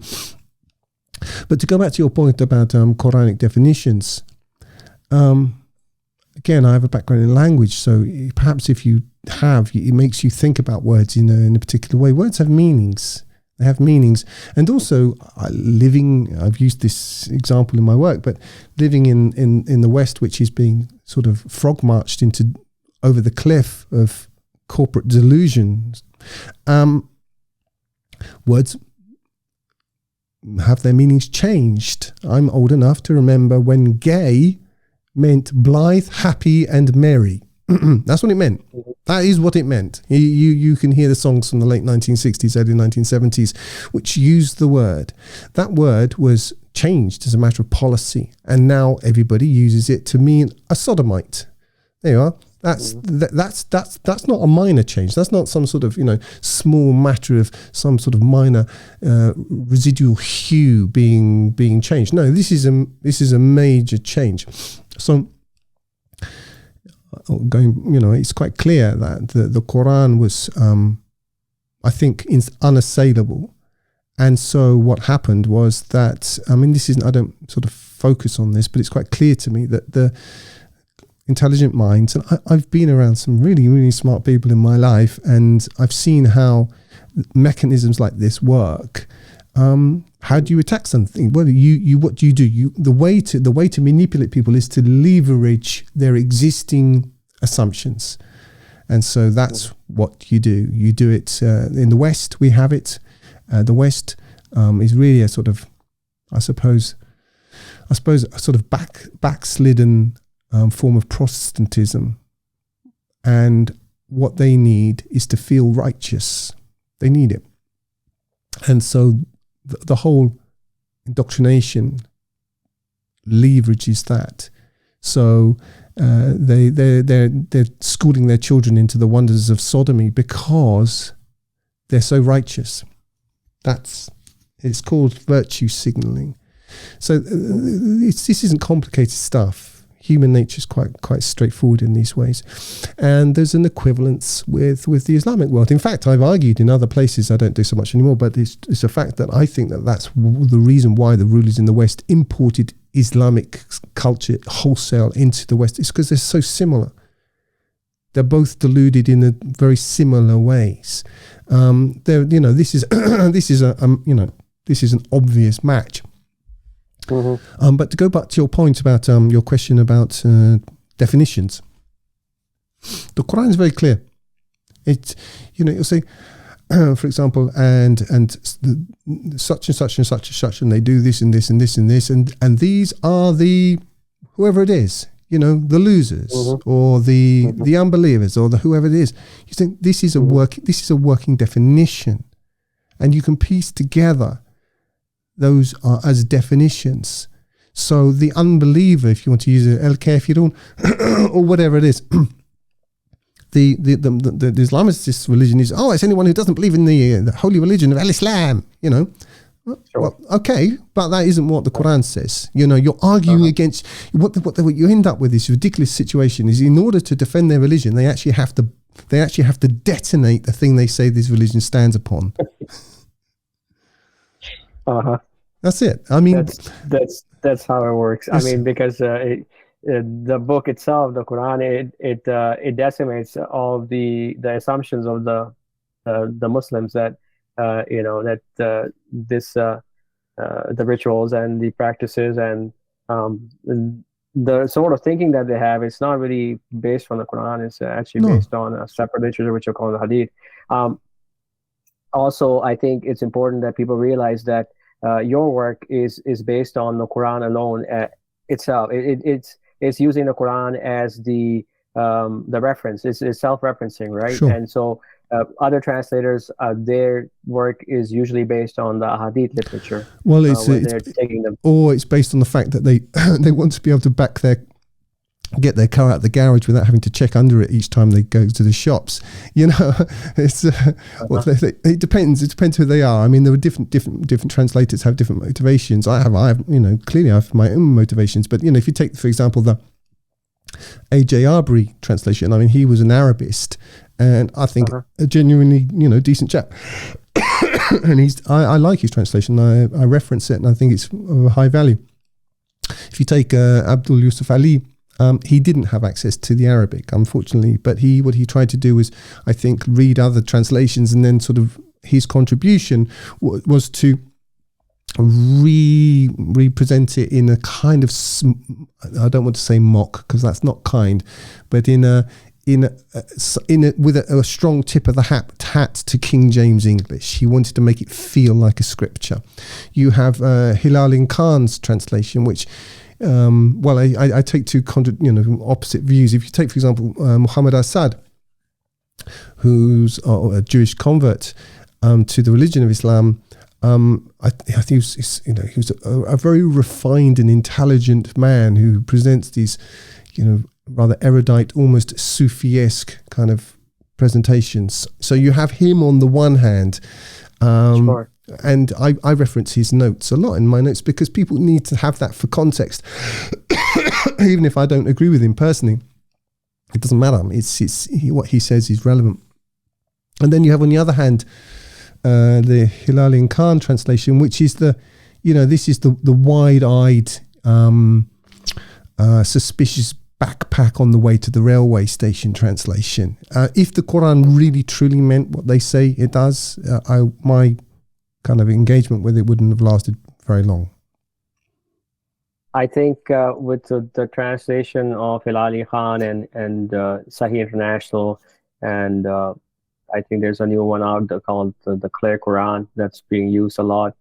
A lot of these translations, what I didn't get was always their insistence on using brackets when they're translating, as if God is unable to communicate in a clear manner, so he needs the assistance of men. And that really struck me as something that is to me is it's inexcusable that you would try to but basically put words when those words are not used. But they would argue that it's this sort of unrepeatable style of the Quran, which is just so amazing in Arabic. But it's these these barbaric languages like English and French and German, Spanish and Russian, and they're just not capable of attaining the heady heights of this amazing language. Firstly, quite a lot of the Quran is in translation anyway, because not everybody who speaks in it spoke Arabic. That's the first thing. And you notice this too, of course, the Jews did this as well. Hebrew is the holy language, and it's the only language in which anything can be understood. And you get these people as well, Arabic, blah, blah, blah. Again, this is human. This is just how humans operate, I suppose. But also, I take it. I'm actually grateful to them for this, because it shows you what they're at least they're being clear on what they say they think it means, and they. I don't like to say the word expose themselves, because that's not quite how I'm going at this. But they declare their hand, and you can say, okay, well, here you are, here you are, here you are. I mean, I'd say that Sahih International is a good translation on quite a lot of. If anybody wants to read a middle of the road, reasonably sane, sort of Sunni translation, then I would say it's of a high quality. But what they do is they at least with all of these brackets, they state what they're saying that it means, and showing actually quite often that they don't understand it. We're not guessing. We've got their own evidence. Now, the Quran claims to be protected from attempts to tamper with it. What are some of the practical ways you saw this mechanism being implemented by God? Well, one, if you look at the things which are not there, they're interesting. As you've mentioned yourself, and I agree with you, although Muslims will claim that Baka means Makkah, it doesn't say Makkah, it says Baka. I mean, there is one case where it does say Makkah in a different context, but I think that would be something. So there's that. For me, I mean, you've got cases like, for example, I think it's the singular instances of day. there are 365 of them, and there is 12 instances of month. You've got things like that which are, interesting, certainly. For me, the final proof of it is what I call the mysterious letters. But this isn't something. This requires study to understand. It's not everything can be explained on the back of a meme. There are things that require study, even not even to kind of research them. I mean, actually just to follow somebody else's research. But for me, at the sort of the higher end of it, there is that, because it locks the whole thing into one thing, and but it's not something I can summarize in 5 seconds. But that would be certainly one part of it. Yeah, I think those would be my main points. Now, obviously, this work was difficult, and that would be saying that is a serious understatement. What hardships did you encounter while working on this project? Well, everything's difficult. Serving Satan's difficult too. I consider myself. I consider myself very blessed. I'll be honest. If I were to die today, I can say what I don't have. Let's start with what was easy. What was easy is I'm 56 years old and I'm not suffering from a midlife crisis. I'm not sitting there thinking, oh man, I wish I'd done something different with my life. No, I'm very, very happy that I chose this. It's rewarded me greatly in terms of doing my due diligence, getting to the answers that I wanted. And I'll be honest, in my childhood, I always knew I would do something like this. This feels to me like it's not a hobby, it's a mission. So to find that, unfortunately, this sort of job is not something you're going to find advertised in the newspaper. You have to arrive at it through trial, error, and all these other things. But if we're going to get into hardships, I suppose it's not hardships, it's trade-offs. Everything has a price. People who serve, the satanic system, look at, Ursula von der Leyen or Borrell or, whoever it is, what's he called, Bojo the Clown or Sunak or Biden or, the whole sort of the deep state front end, as it were. Where they hire all these mediocrities and give them all of these prizes. They pay a price. They pay a price for it, and also just what I've seen in what's happening to society generally as it collapses. Their prizes aren't worth anything. If you think back and think, the Nobel Prize. It used to be a really prestigious thing, or an Oscar. Now it just means you're a mediocrity with absolutely no conscience. That's kind of what it now. I mean, I'm not saying it only means that, but everything's becoming debased. So there's that. The other thing is, my constant companion is death. Frankly, I just live with death, in the sense that I'm aware at all times that any life is fragile. So I don't assume a long, happy life. So there's that. But certainly, you in the trade-off, and there is one, you have to pay a price. But you everything has a price. And for me, I want the garden. I'm very, very clear. I had enough hell already. I've seen it, and I don't like it. It doesn't appeal to me. Some people like this. Some people don't ever want to die. It's amazing. They would quite happily live for 1,000 years. The Qur'an talks about these types of people. I wouldn't live for 1,000 years for any consideration. So because I believe in God in the last day. That's me. So, but in terms of, I know in the terms of what you mean, I certainly said it. If you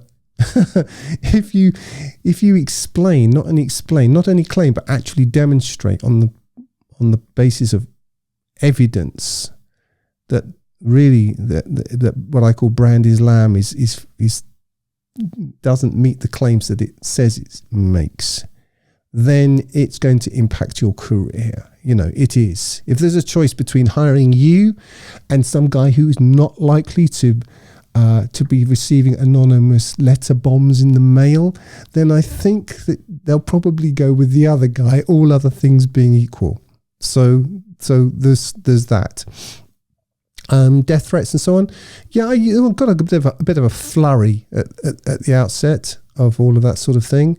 Accusations that, I'm a Mossad agent and whatever it is, who knows what it is. I thought, well, I'm not getting paid by these people. But anyway, you get those people, you do. Certainly there is an element of that. What was surprising to me is, my own family, you'd think that they would take an interest. Even if they don't agree, whatever. But no, they just basically, it's not happening. They're just sort of sticking their fingers in their ears. And I don't know. I don't think I'm much discussed at Christmas and Easter and New Year and that sort of thing. But it's a price to be paid, What's the alternative? The alternative is that I might seek to ingratiate myself or please people whom I don't basically respect. That's not much of an outcome. At the end of the day, I have my integrity, and I've stuck to what I set out to do. I have stuck to it. I have not compromised on that. And I just consider myself very blessed. It sounds a bit trite, but it is completely true.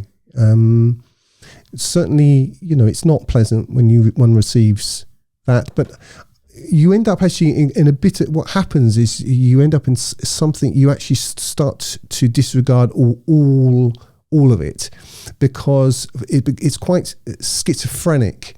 You'll get, die. Is Mossad scum, we're coming after you and your family, and then the next one is, hey brother, you've really changed my life, you die scum, hey, you've changed my life. Which is it? And in the end you end up, all you can do is just zone out of all of it and just stick to your own thing. And I was very, very clear early on that I wasn't going to waste my time in debating societies. Lots of people will waste your time. There are millions of them out there, and so a lot of what I get is Sam Gerrans is rude. I sent Sam Gerrans my thoughts on, that the cup that the Pharaoh drank out of was made out of alabaster and plastic, and I have a theory on that. And I sent him my 47-page thesis, and he didn't respond. So people get a bit annoyed about that sort of thing.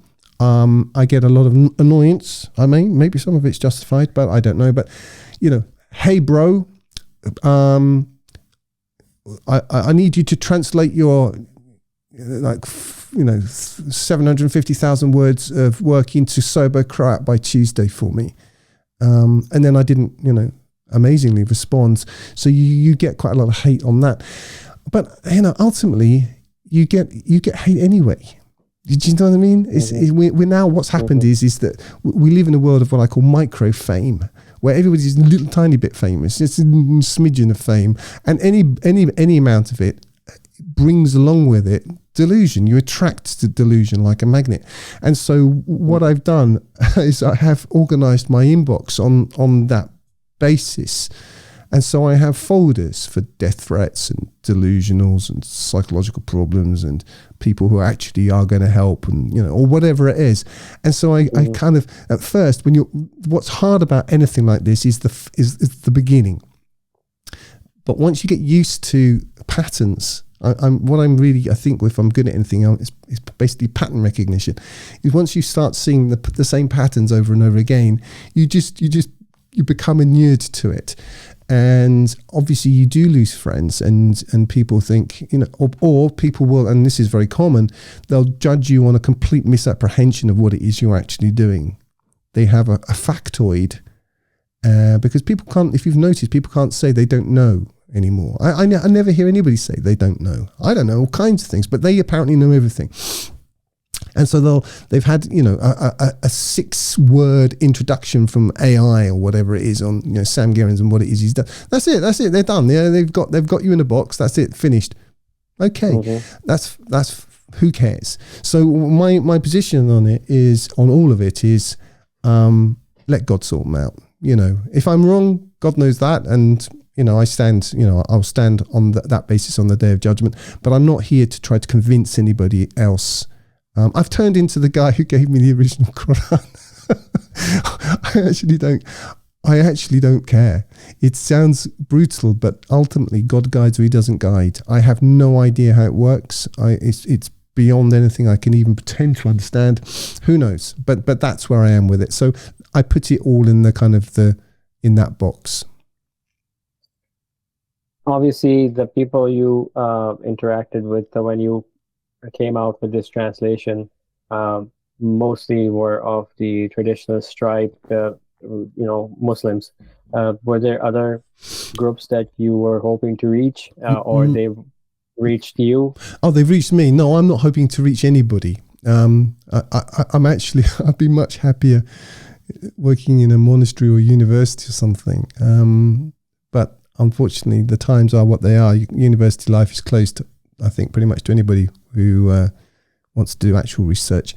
No, I have had some. I found a group. There's a group who's very interested in numbers, the number 19 specifically, who seem to think that, I don't know. I don't have a beef with it. I don't see it as being particularly interesting myself. It's not my area, but I think they felt there was a natural synergy there that we ought to somehow get together and sing Kumbaya together. I don't get it. I don't have that feeling.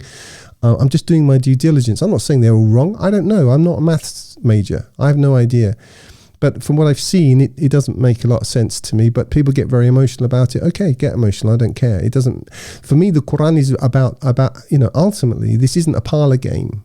This isn't just a game of, oh, I've spotted another 19 or 27 or 14 and a half. It doesn't matter what it is. It's about faith and works. That's what it's about. I don't think that you're going to get a 19 prize on the day of judgment necessarily.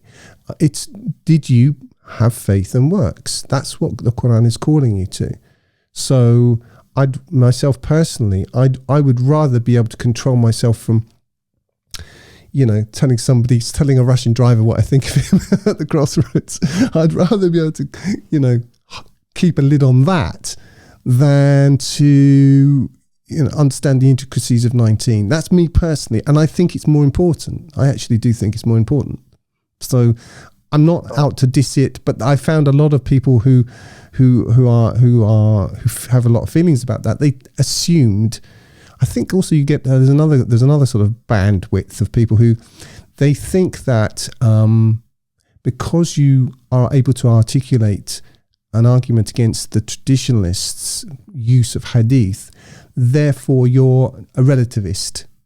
All feelings are equally valid, and I feel this, and I feel whatever. No, that is not my position. I believe in a very firm basis of knowledge and reality. And then you get, of course, people now that they're entitled to their views. That's fine, and I don't push this on people. I explain it, but I'm not out here to proselytize. But you get a lot of people who just, they say, well, my feelings are worth what you've done. Well, or who are you to have an opinion? It's coming at a different angle. Well, I said, well, I've put 20,000 hours into this. I mean, literally, and this is 20,000 Sam Gerrans hours. This is not sitting there, getting distracted with the internet. I mean, I literally worked 18 hours a day for years. I hardly saw my daughter growing up. People don't. I'm not complaining, but there is a time overhead. Most of what I do is actually boring. It's a lot of it's very, very exact, and you have to really want to know to do it. So I really do know the things that I know. I really know, and I know that there are some things that I don't know, but I also know that I don't know those things, and I'm working for.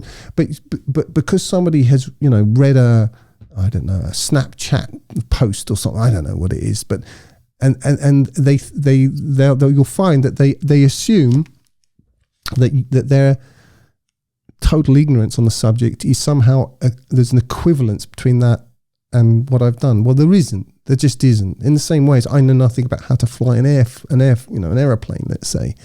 If we get on an aeroplane, I'm not going to be pretending to know. It's not a feelings thing. It's you either know how to manage, a Boeing 747, or you don't. And I don't. So, but you get those people. I mean, one has to understand as well that we're living in a time of civilizational delusion. I mean, people are in the West particularly, but I think we can now apply the moniker of the West pretty much to most of the world. They're out of their minds.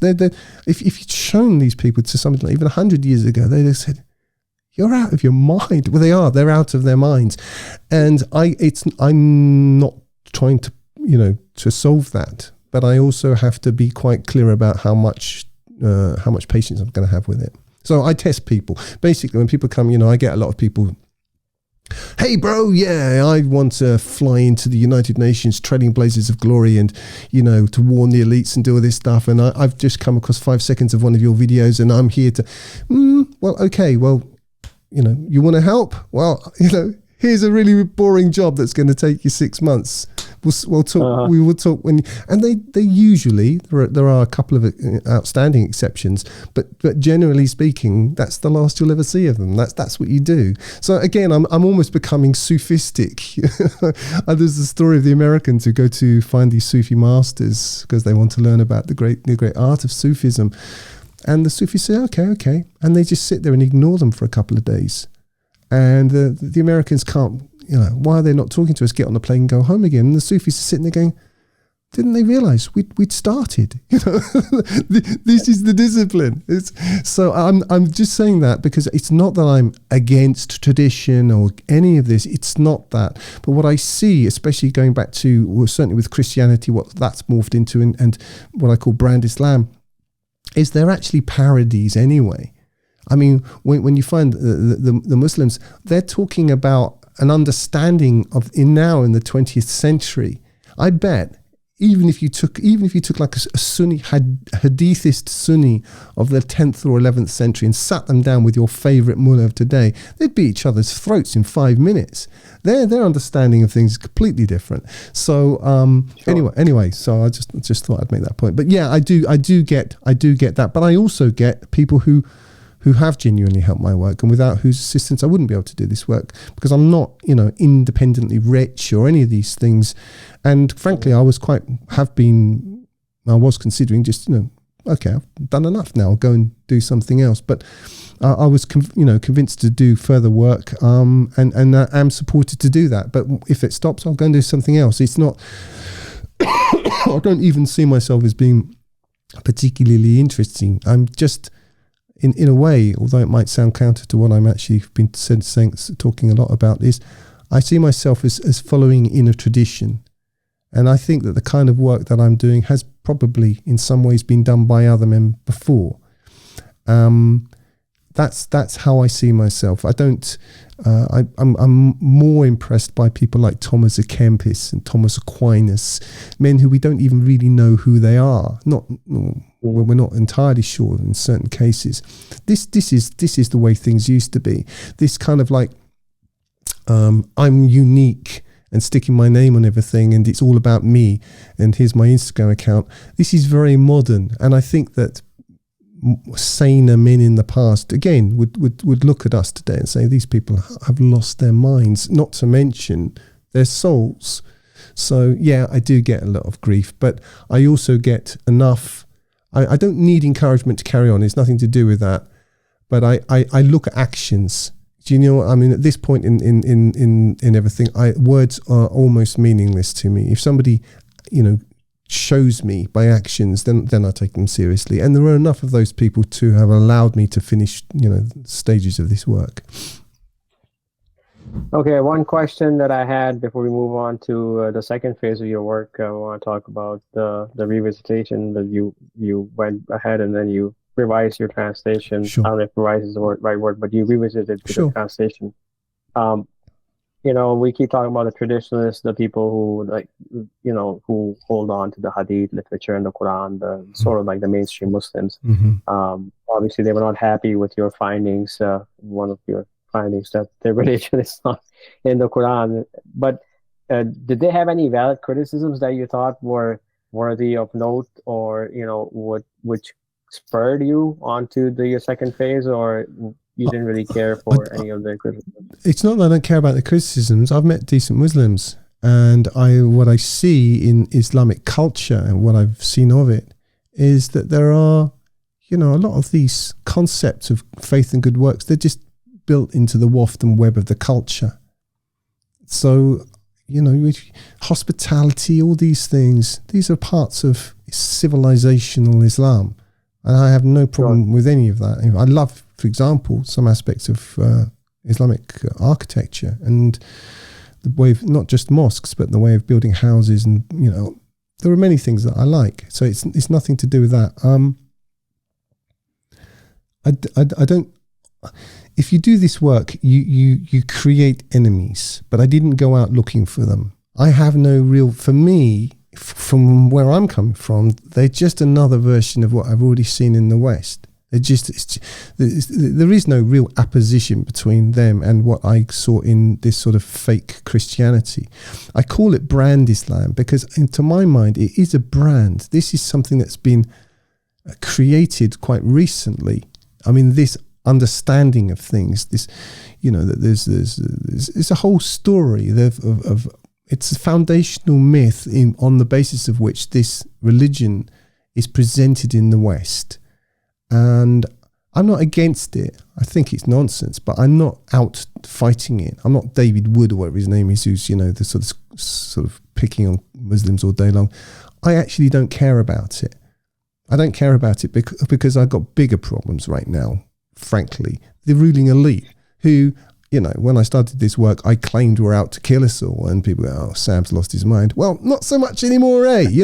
So they're just, there's a queue of people lining up to try and kill me. Just get to the back of it and wait your turn. But that's true. And I think with a lot of people, when they think about Islam, they think about this monolithic,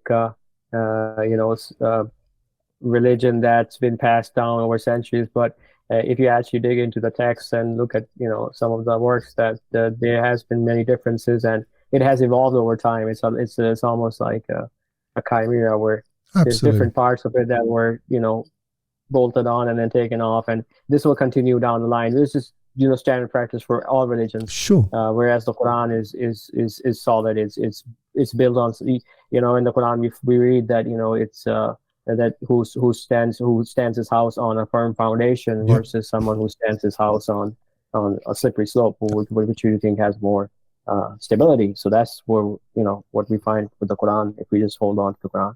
Now, so I wanted to talk a little bit about your revised translation. You first came out with the original translation, which you worked on, which obviously had the contextual analysis and the key definitions of terms. Everything was already in there. Sure. But then you decided to revisit that translation. Yeah. What was the reason for that? I wasn't happy with it. What reasons? Well, I mean, firstly, I was physically ill over much of that period and wasn't entirely sure how long things might continue. So I was quite focused on finishing. But having finished, I thought that I could do better. There's an interview with Muhammad Assad, whom I've got a lot of time for. And he was an elderly man in this interview and living, I think he'd been part of the sort of the creation of Pakistan. And I think he'd been, in my view, pretty naive. But once reality began to bite, he sort of went and lived in Andalusia in southern Spain, saw out his days there. He was interviewed and he said, he was asked about his translation, and I could see in him this he knew that he could do better, but he just hadn't got the time to do it. And it was a combination of just this 1 second in this interview, just the cut of his eye. You can see that I just thought, well, if I've got time, I'm going to do it. So it was really Muhammad Assad, but also contrary to popular belief, I do not download truth by the gigabyte from the heavens. I'm actually a student. This is all I ever claimed to be, a student of this book. And I just learnt some new stuff in the meantime. That's the answer. Okay. I think one of the things that you did in your second translation that made it more robust, if you will, is that you went through the other translators and picked apart their translations to kind of give the reader the view, the worldview, if you will, between Yes. the Sufi versus the sort of the strict Sunni interpretation, and how they all stack up. Because I Yes. think a lot of people, when they read the Quran, they just read one translation and they think that's all there is to it. But obviously, words have nuances, and the context is important. And also, that's and also the idea. to identify what certain translators are doing at certain points. And it's a bit like Jehovah's Witness. I have a thing about Jehovah, as I've mentioned. As some people play golf or mahjong. I to relax. I study cults. I don't exactly know why, but I actually find it very relaxing, bizarrely. But anyway, Jehovah's Witness. Yes, in my dealings with Jehovah's Witness, they can appear to make an argument that stands firm, as a bit like the Western media, as long as you don't have either really a brain, but more importantly, any memory. Sure. And it's each, the question and answer. This is the question. Here's the answer.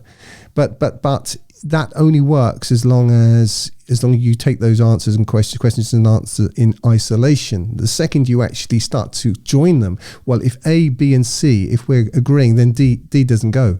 It cannot. It just doesn't. If it's round and red and heavy, it cannot also be square. Okay, it can't be, because of what we've already agreed. Sure. So that's what I did with the translations. I also, to be fair, I also cited the translations where they got things right or were able to offer aspects that, because I can only choose one word at a time, I was actually limited. I would provide other parts of translations where I thought, especially Arbery and Sahih International as well, in places did a really good job. And even our sort of backpack carrying friend Silali and Khan, on some parts of grammar, they really got it right, and I give them the credit for that. So it's not just I'm here to show why I'm right and they're wrong. What I'm really doing is building upon the work that they've done, even if some parts of it I don't really agree with, and also to say, like, look, this is what they're doing here. They're using, because this isn't accessible to someone who doesn't have the Arabic. Sahih International, whoever it is, in this case, is translating salawat, which it translates as prayers in every other case except about 3, as Jewish synagogues. Did you know that? You should know that. If you need to know that, because that exposes. I'm not saying that they're necessarily kind of conspiring, but them's the facts. So that's why I did it, and it was a lot of work, and as it all is, but I think it had value, and so I'm again with Muhammad Assad. Of course, are there things I could ever polish here and polish there? Sure, but I'm happy with it in the sense that, not because I think it's the best translation in terms of its language. It's not. It's a very rigid translation where I've aimed for consistency, and not only aimed for it, I've documented it. Does the language flow suffer as a result in some places? Sure. If you want nice language flow, read Abdul Yusuf Ali's translation. It flows great. But does it do what this one does? No, it doesn't. I agree. Fair enough. So when you were doing this, completing your revised translation, sure. You then shifted your focus on completing your next 2 books, The Mysterious Letters of the Quran, A Complete Solution, and The God Protocol. Yep. Now, can you give us an overview on these 2 works? Sure. It wasn't so much that I set out to write either of them. Deal with the mysterious letters first. Long conversations with my wife. This is going back 10 years now. I said, you know, she said, you'll work it out. I said, no, don't be ridiculous. You know, anyway, I said, you know, I know I'm, you know, I'm not stupid and stuff, and I'm persistent, but, you know, let's stay within the realms of, you know, of sanity. So that wasn't even an aspiration, to be perfectly honest, at that point. But going to the God Protocol, what the God Protocol was I think that was really fundamentally part of the motivation for the whole thing, is because I realized, you know, a long time ago that the elites are out to kill us. I mean, I'm sorry if that's shocking to anybody out there, but you know, this cattle truck, it's not going to a Club Med 30 holiday. It really isn't. This cattle truck's going to the abattoir. And even if these people weren't out trying to kill you, in fact, they require that you agree to do it yourself, you can die anyway. Nobody's got out, you know. Life is what it is. No one gets out alive, you know. It just is that. But given all of this, and given, you see, for me, seeing what's happening, it's quite clear that the ruling elites, I mean, they tell you that, you know, we live in a democracy, or whatever they mean by that, which I'm actually against democracy, but I won't get into that actual thing right now. But they tell you that, you know, your opinion counts and all this stuff, but quite clearly it doesn't. And anyway, people don't own their own minds. We've had this proven to us over the last, you know, twice in the last 5 or 6 years, once with COVID and now with Ukraine. People's minds are not their own. They are. It's not that they're stupid, it's that they're weak, okay? It's just that they are, what they want is to be healthy, happy, safe, and to belong, and for it not to cost them any effort. That's what they want. They want 5 basically mutually exclusive things, and they can't have them. That's just the fact of it. So, they also think that they're immune. You know, we see the killing fields of Cambodia, or the trenches of the First World War. They think that's never going to happen to me, but it will. You know, they will kill you. They don't care about you. They don't care about you. They have no favorites. It doesn't matter if you're British or, you know, American or Israeli or whoever it is. They will take you out. They have no favorites. And also the idea is popular amongst a lot of people is, you know, enough people are going to wake up and it's all going to change for the better, and that somehow they're going to be able to replace the ruling elites with something that works better. This is all nonsense. What I did, going back to the God Protocol, was the future is of a slave caste, okay, who are even stupider than they are now, and completely wired into some transhumanist thing where their minds are even less their own than they are now. Okay, it's a horror story beyond belief. And so what I did was I sat down and thought, rather than sort of screaming at passing cars from under from an underpass somewhere, you know, in the sort of Alex Jones style, you know, especially trying to convince people whose minds literally are not their own anyway. I'm not going to be able to impact that. I have limited resources. How can I use my very limited resources? It's about leverage, basically, Syed. As little as possible in and as much possible out. How do you overthrow a globalist elite of psychopathic, satanist, child-killing bad people? Okay? I mean, just to kind of summarize. Well, what you do is you look at what worked before. Always go to the past. And the Qur'an is, and I couldn't get this from Muslims. They couldn't understand that this book is basically a cookery book on how to overthrow elites. You know, he's a warner. Muhammad is a warner. I'm warning like that. Previous warners. I never met a single Muslim ever gets this. No, apparently Muhammad is out there pushing a religion called Islam. But no, according to the Quran, none of that is there. What he is a warner. Like the previous warners. So what I did was I collated using the same methodologies or developments thereon of the work that I'd previously done with pantextual analysis and definitions and all the rest of it, and synthesized a protocol. There's a protocol of how elites are overthrown, and distilled that, identified it on the basis of the Quran, and executed on it.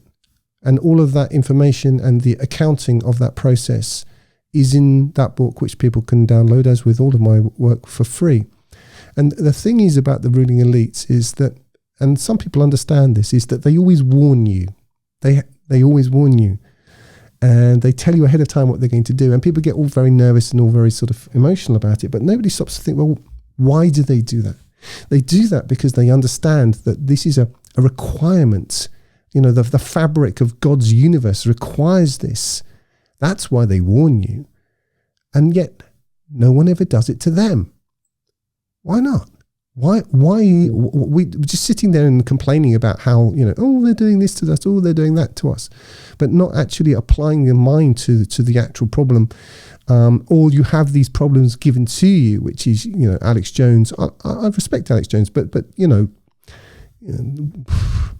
trying to go back to the glory days of the Constitution and the Bill of Rights, it isn't going to happen. You know, things have moved on. Sure. The Qur'an, however, claims to be for all time. This is all I've ever done is just take it as its own word and test it on that basis. So the God Protocol isn't really a book. It is a warning to the ruling elite based on the Qur'an that other people can read, and that's what they do to us. When they're going to set up Agenda 35, 31 or Agenda 30, 25, whatever it is, they have a whole website with all that information on there. It's couched in this very particular language, but they're telling you exactly what they're going to do and when they're going to do it to you. Now, the fact that you don't read it, that's on you. So, sure. having done this, we then I needed to be able to prove that they'd received it. So it's there for them to download. There's a site, warningtotheelite.org, and that basically catalogues over 900, I think it's like 1,000 people in the ruling elites. I mean, the real ruling elites. And we sent 1,000 letters to them by recorded delivery. They signed for them. They signed. We just applied exactly what they did to us to them. And the reason that I did it is because I see where they're going. And frankly, for me, Armageddon is a win. Given the alternative, what these people have got planned for us, I'm sorry if people can't grasp it, but if you want to, just cast your mind back 30 years, if you still have one, and just consider, you know, what it was like growing up 30 years ago and what it's like growing up now, where your children are indoctrinated into the wonders of essentially pedophilia. You think that's going to stop? One thing I've learned about the ruling elites is they never stop. They never, ever, ever, ever, ever stop. Ever, not ever. And the only time they ever stop is when there's a cataclysm. And that's essentially what the God Protocol outlines and not only legitimizes but legalizes, gives a legal framework. And this goes back to your question about the revision of my first work. There has to be, the Qur'an itself is a legal basis upon which the God Protocol stands. And so that's how it works. You know, some mad English guy writing this book of warning, the elites. Yeah, okay, crazy guy, fine. But I'm not doing this in my own name. I'm not doing it because I'm such an intelligent guy and so interesting. No, I'm doing it on the basis of this book. This is the legal framework. These people are legalists. That's what I've done, is just apply a legal approach to that. And so really for me, it's a kind of almost like a triumvirate. We have the Qur'an as the legal basis. We have the God Protocol as the warning mechanism, detonation mechanism. And then to get to your other point about the mysterious letters of the Qur'an, that's the proof. These three things together, they can take them, they can ignore them. I don't care. I've turned into the guy in the Islamic bookshop in Kilburn High Street. I don't care. I'm just doing my job. And that's the way I see it. It doesn't depend on me. I'm just a student of this book. I'm just able to understand that when it says this is how you make raspberry flan or Victoria sponge cake, I just made Victoria sponge cake. It doesn't mean that I am Victoria sponge cake or I'm the genius who invented Victoria sponge cake. No, I just when a book says to me, this is a cookery book on how to make Victoria sponge cake, and then I make Victoria sponge cake, it doesn't mean that I'm so great. It just means I can follow some elementary instructions. This legalistic viewpoint that you brought up, I think it's very apt because we read in the Quran, with the exchange between God and uh, this entity, Satan, the adversary, as Sure. you have correctly alluded to. He makes the exchange is him asking permission to do, to corrupt. And it's interesting that he first sets up this whole legal contract, if you will, Yes. and then he then proceeds to, go ahead with his plan. And he says, respite me, and God says, you're respited. And the whole idea is that do what you can, and you won't be seized until the day of judgment. So the people who are at the top, the elites, they are also a satanic cult, if you will. They are, followers of Satan. They're party of Satan. That's what the Quran calls them. Absolutely. You talked about the mechanism of the Quran, the God protocol, and you alluded to Armageddon. What exactly do you mean by that? Is this protocol designed to initiate the final eschaton, the judgment, or is it something that once it's implemented, they have a chance to reverse course? Yeah, they have a chance, but it's never happened before, except in the case of Jonah. In all other cases, when this mechanism of warning was implemented, they rejected and were destroyed. What it means is that the warnings of God become binding upon them at this point. It's a bit like if you have the Miranda rights read to you, the Miranda laws in America. You have the right to remain silent. Anything you say can, all of that can be used against you in a court of law. The only smart thing to do after that is to shut up. Because there's nothing you can say that's going to do anything except incriminate you. But it's a change in legal status. It's a declaration after which your status has been changed. In fact, cases get thrown out all the time because the police forgot to do that. Well, then anything that was said doesn't count. The elites, the way that law works is that silence connotes consent. Silence connotes consent. So when you don't burn the schools down because they're teaching your children to become pedophiles, or to allow themselves to be abused, which is essentially what's going on in Western schools now, or whatever it is, that's on you. Or when you agree to take to roll up your sleeves and have something injected into you because they've told you that this is the right thing to do, and you want to be liked, you want to belong, you want to be safe, all of those things. Everyone else is doing it. It's on you. You died. It's on you. On you. There was no coercion. That's true. Coercion. This is how they work. This is how they work, and they have to work this way. I mean, obviously they achieved other things. I mean, we're getting into another realm, but they managed to get rid of all the good police, the good nurses, all of those people, and replace them with more mediocrities, midwits, and supine obedience freaks, so that when they bring the next one out, it's going to be tougher. But essentially, on a Quranic basis, at least, the Satan says, "I called, you followed. I am quit of thee." This is a legal thing. They have to offer you the opportunity to jump off the cliff onto the rocks below. Why are they like this? They're like this for a reason. They like it for a reason. They need plausible deniability, and by your compliance, you supply them with that. What the God protocol does is it short circuits all of that. And after that, it doesn't mean that Quranically, I am with you waiting. So wait, the Quranic position is that I have no idea, but I do know that after this, it can happen. It can happen because they have been warned. Whether it happens today, next week, 10 years, 20 years, I have no idea. I'm not a prophet. I'm a student of this book.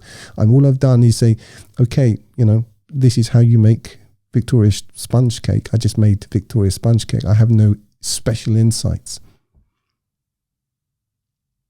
Fair enough. And I also wanted to, I guess, for the viewers, I think it's interesting to remember that Brother Gerrans' work, he also demonstrates that the elites, they are part of a satanic cult, and that it's not that they are atheistic in the sense we understand that they don't have a religion.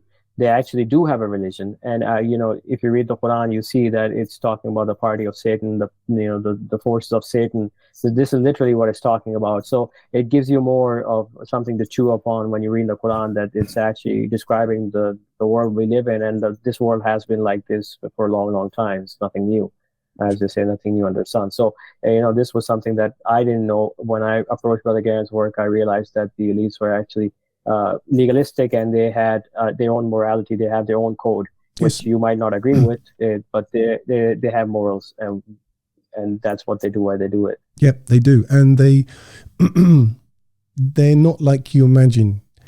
They don't go home and they don't think, oh, how could I turn into such a terrible evil person? They don't see it in those terms. They don't think any more of you or care any more of you than you care or think about what you had to eat for lunch 3 months ago. That's it. And they would regard you as, they would regard anybody who thought otherwise as being essentially stupid. Sure.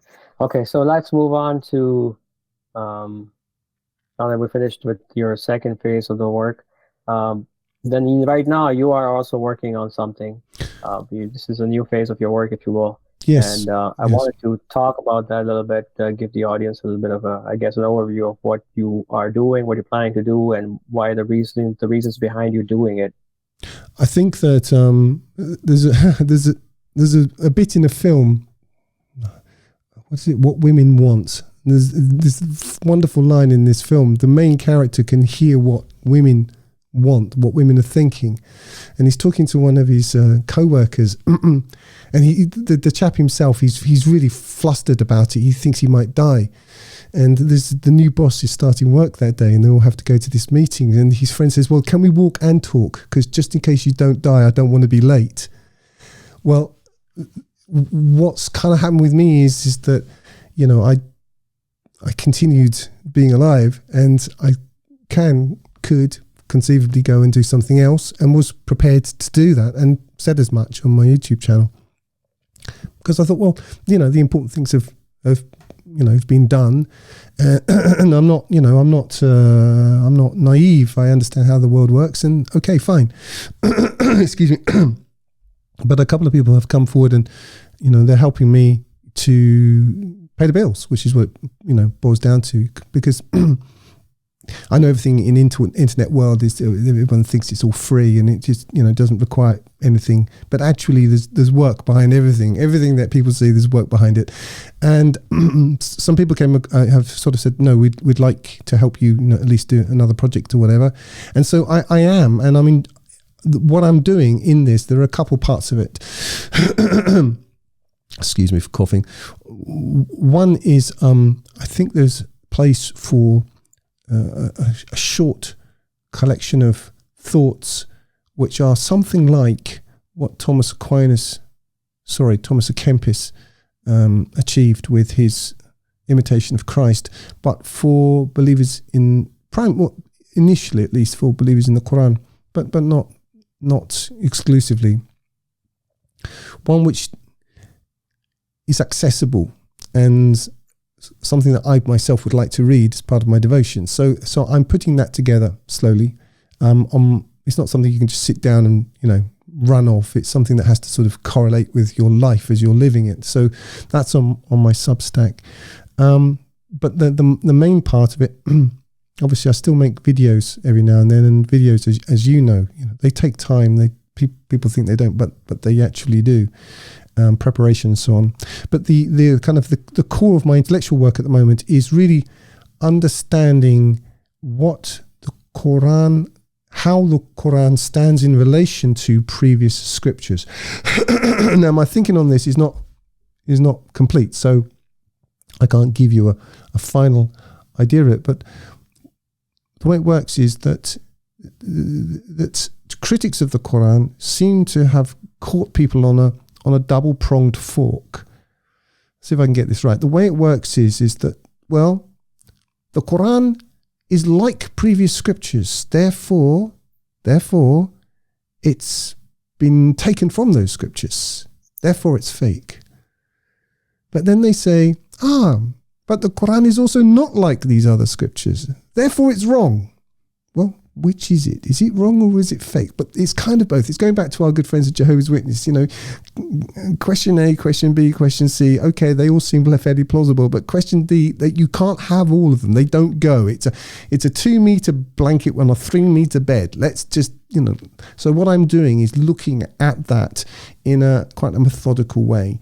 And I'm not going into it with conclusions. I don't have any, but I've recently completed what I consider to be a major piece of work. It's just under 7,500 word essay on what the Quran means by the children of Israel, and that's on my Substack as well. It automatically opens up to everybody after a week or something. It doesn't matter. But in that work, you have to before you kind of compare text with text, we have to be clear on what the Quran actually means. Otherwise, you end up by having other people's definitions thrust upon you, and especially with the question of who or what the children of Israel are. Well, this is a very thorny question. But when I started that, I didn't actually have a complete answer, although I had a lot of reservations about some of the more politicized answers ones given today. But now I have an absolute answer. So that's one block. And I hope to do the same thing for other key personalities, if you want to call it that, in the Quran. So we start with some Quranic definitions. Thereafter, I will go through and make a systematic comparison between the Quranic text and other texts. What's interesting is if we just take what I can speak to at the moment, which is the children of Israel, what you find with the Quran is interesting is what you don't find. The name Israel outside of the context of the formulation children of Israel only occurs twice in the Quran as a single word, as a standalone word. Nowhere in the Quran is Jacob specifically identified with Israel, and nowhere is he called Israel in a context in which you would understand that that's who's meant. Nowhere in the Quran do we find the incident we find in Genesis, is it 32, where Jacob wrestles the angel and is thereafter named Israel. Not there. Nowhere do we find in the Quran any that other kind of key name change moment, which is when Abram becomes Abraham, not there, or where Sarai becomes Sarah, not there. Nowhere is any of the sons of Jacob named other than Joseph. And so what you find is that the Quran's emphasis is entirely different to that of the Hebrew scriptures, and it's entirely different. Another point which I hadn't noticed but I now know, for example, famously you have the rivalry between Esau and Jacob, the two sons of Isaac. Esau is nowhere mentioned in the Quran. Not even there's no allusion to him. You couldn't even derive him from any of its contents. These are interesting things, and so I'm really at the moment just gathering. I'm putting some meat on some ill-defined and not completely gathered bones, but it's an interesting thing because what I want there to be is a single repository, so that when these accusations are made, the Quran is just like the former scriptures, or it's corollary, the Quran is different to the former scriptures. In both cases, it's being wrong.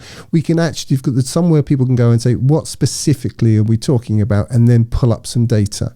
Is going back to this, A, B, C, and D thing. And it's to make it easy. And I understand, very few people are going to care about these things. But for those people who do, so that there should be somewhere where they can quickly get to that, and they can access that information and come to their own view. Is this accusation valid or not valid? Because people now have what I call factoids. They know a little tiny snippet that they picked up from, Richard Dawkins or whoever it is. And that's their entire view now. The Quran is very clear. It says that they've rejected the Quran without having understood even a tenth of it. It doesn't say they did understand a tenth of it. They say they didn't even understand a tenth of it. I work on the view that I don't care about numbers. I'm an anti-democratic individual. I have no interest in masses. I have no interest. I'm a medieval man. I believe in quality. So I'm writing for the few. That's it. That's it for me. I only care about them. And amongst, the billions of people who are alive, all of whom are supposed to be so significant, actually, to my mind, to my way of thinking, there's actually a very small group of people for whom I actually have any real time. And the Qur'an itself, it says that, I will fill hell with men and jinn altogether. And the mass of men, if you follow the mass of men, the mass is this whole idea, and I'm sort of sliding off on a tangent, but who is it, do you think, gave you the idea that the majority is right? I mean, it's the media owned by 0.0000001% of the population who bang this idea into the minds of the drones daily, that they're so important and that the numbers are the only thing that matters. That's not my experience. And the men of quality of the past would have found this entire proposition ridiculous, and I do too. So I only really care about the few. And that's who I'm working for. And the Quran obviously says the same thing, where it says you follow the majority, they will lead you astray. So this whole idea of democracy right off the bat is ridiculous, because the majority is wrong. And yeah. so by definition, they're wrong. A priori, they're wrong.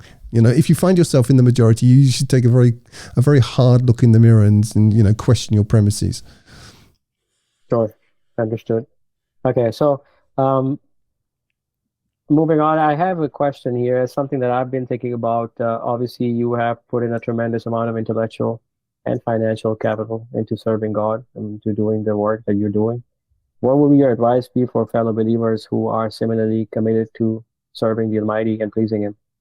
Who are as committed, or who are not? Who are similarly committed, who are looking for, for serving God.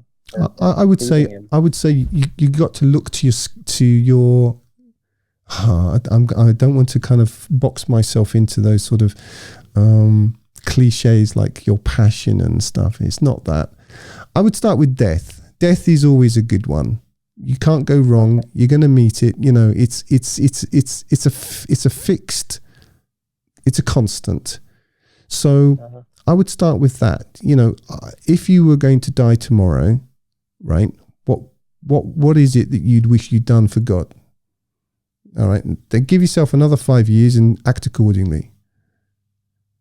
That's kind of it. I think people will find their thing by looking at what they already know. Not everybody does what anybody else can do. I mean, there are people who do all kinds of things in life I couldn't hope to do. I can't remember what the price of bread is. I can't hold that information in my head. I can't. There are hundreds and hundreds and hundreds of things that I'm just really, really useless at, and so I don't concentrate on those things. Play to your forehand. Play to your strong suit. My own view of what I've learned about myself over this period is, I think that I'm multi-talented, but mediocre in a lot of quite interesting overlapping ways. So if you're going to take talent as like a magnifying glass, I've got a whole load of quite weak, completely unimpressive magnifying glasses, but they overlap in this way so that there's a kind of a core that eventually runs through them. I'm not saying I'm terrible at all kinds of things. I'm actually quite talented at quite a few things, but I'm actually under par on a whole load of things. But they just kind of overlap in such a way that when the light comes through, there's this very thin core in which I'm razor focused, and I know that I am. And so I concentrate on that. I don't go looking for, some area where I'm not ever going to be any good. So I think a clue is what you already know and what you already like. Those would be good clues. A chap said to me once, about 25 years ago, he had a few years on me, he was about 10 years older than me. He said, you know what? He says, there comes a point in life where you can't reinvent yourself. You're going to be boxed in by whatever decisions you've made. So my background was in public relations. It's unpicking ideology, religion, which I'd experienced, languages, all of those things. So I kind of, this phase was built on those things. Now, if I'd had backgrounds in, caring for old people or, playing rugby, let's say, my decisions would have been different. So I would say that it requires brutal truth. This, no one else can tell this to you. But also, I would fight shy of the this ideology which is current today, which is firstly that nothing worth knowing or everything worth knowing can be acquired. If you can't acquire it by some means of fun, then it's not worth having. No, that's not true. And if you want to, it's work. It is work. And the other thing is, I think genius is overrated. If you have a choice between genius and discipline, and it's an either or, I mean, if you got genius, take it with you. But if it's an either or, then go with this discipline, because discipline will get things done. And also, you have to kind of be prepared to be misunderstood. There's no way out of that. People are not going to understand. If you want to serve God, would you really go and ask people who are serving the Satan all day long for advice? No, you wouldn't. So if you don't know anybody like that, then really you're going to have to stick with your own gut. So there is an element of heroism in any case.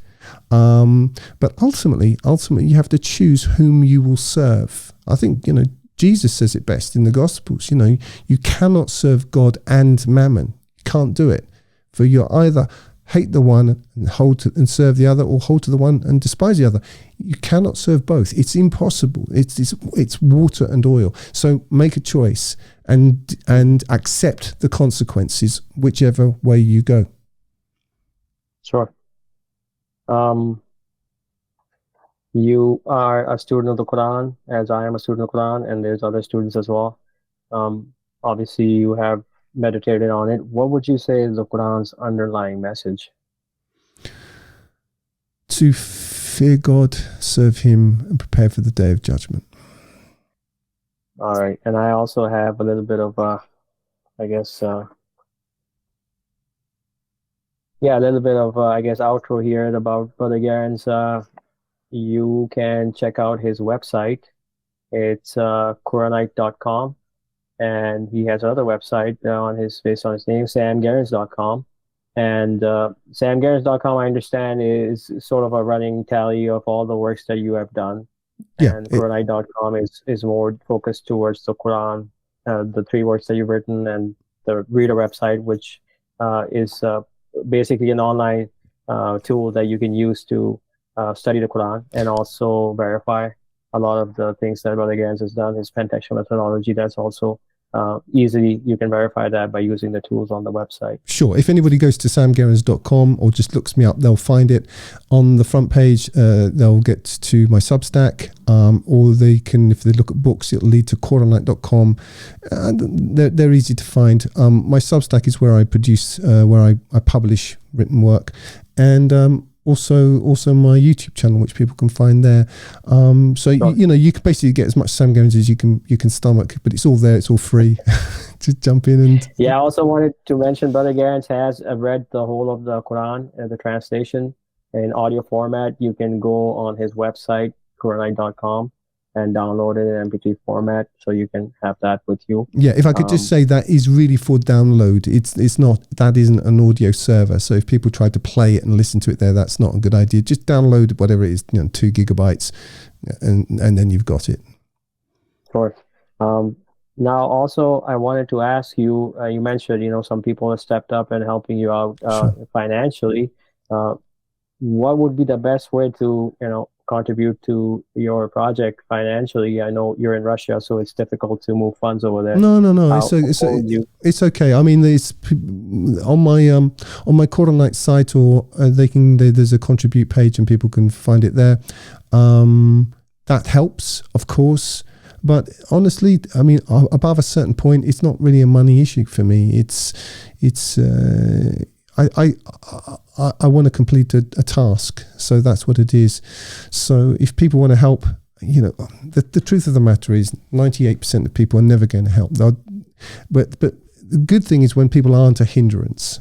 It's just, they're not just sending me questions that I've answered in other places. I don't respond to all of that stuff. I don't have time. I'm not running I'm not running a therapy session for anonymous people who want to. And then you have to deal with trolls and bots and all the rest of it. So I just don't respond to any of that.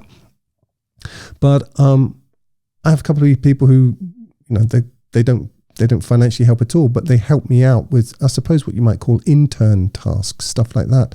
That's really useful. It's fantastic because it frees me up to get on with some other stuff. So it isn't only or even primarily about money. People who they can just share my work or send it to people people I think are quite afraid, to be honest with you, to share my work. They come from Islamic backgrounds and so on. But a good way to do it is maybe buy a book or two and give them to friends and say, tell me what you think of that. That might be a way of doing it. So there are things like that, and people can buy the books there. But I didn't start this. Believe me, there are better ways. There are more financially lucrative and optimal ways of making a living other than sending a hand grenade into the hornet's nest of the Islamic world. Believe me, they just exist. That wasn't the motivation. My motivation, obviously I have to keep body and soul together as we all do, and I understand that it's getting tougher for everybody. It's getting tougher for us too. It is. But for me, I want the garden. And I'm non-negotiable on this point. That's what I really want. And so that's it. But if people want to help, they can help in that way.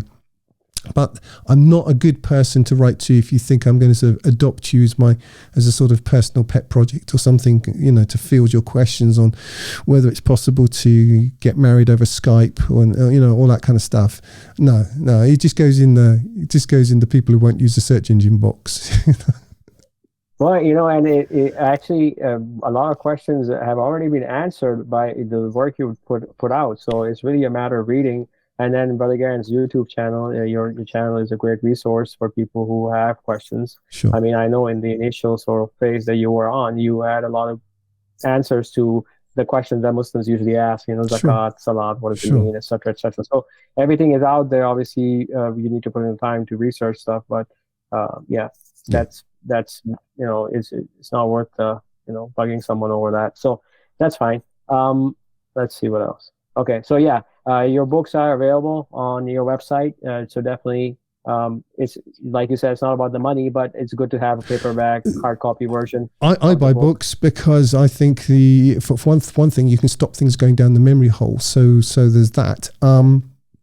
You can get them on Amazon and stuff. Amazon just takes all of your money. It's actually better for me to sell them at 10% less myself, and than they sell on Amazon.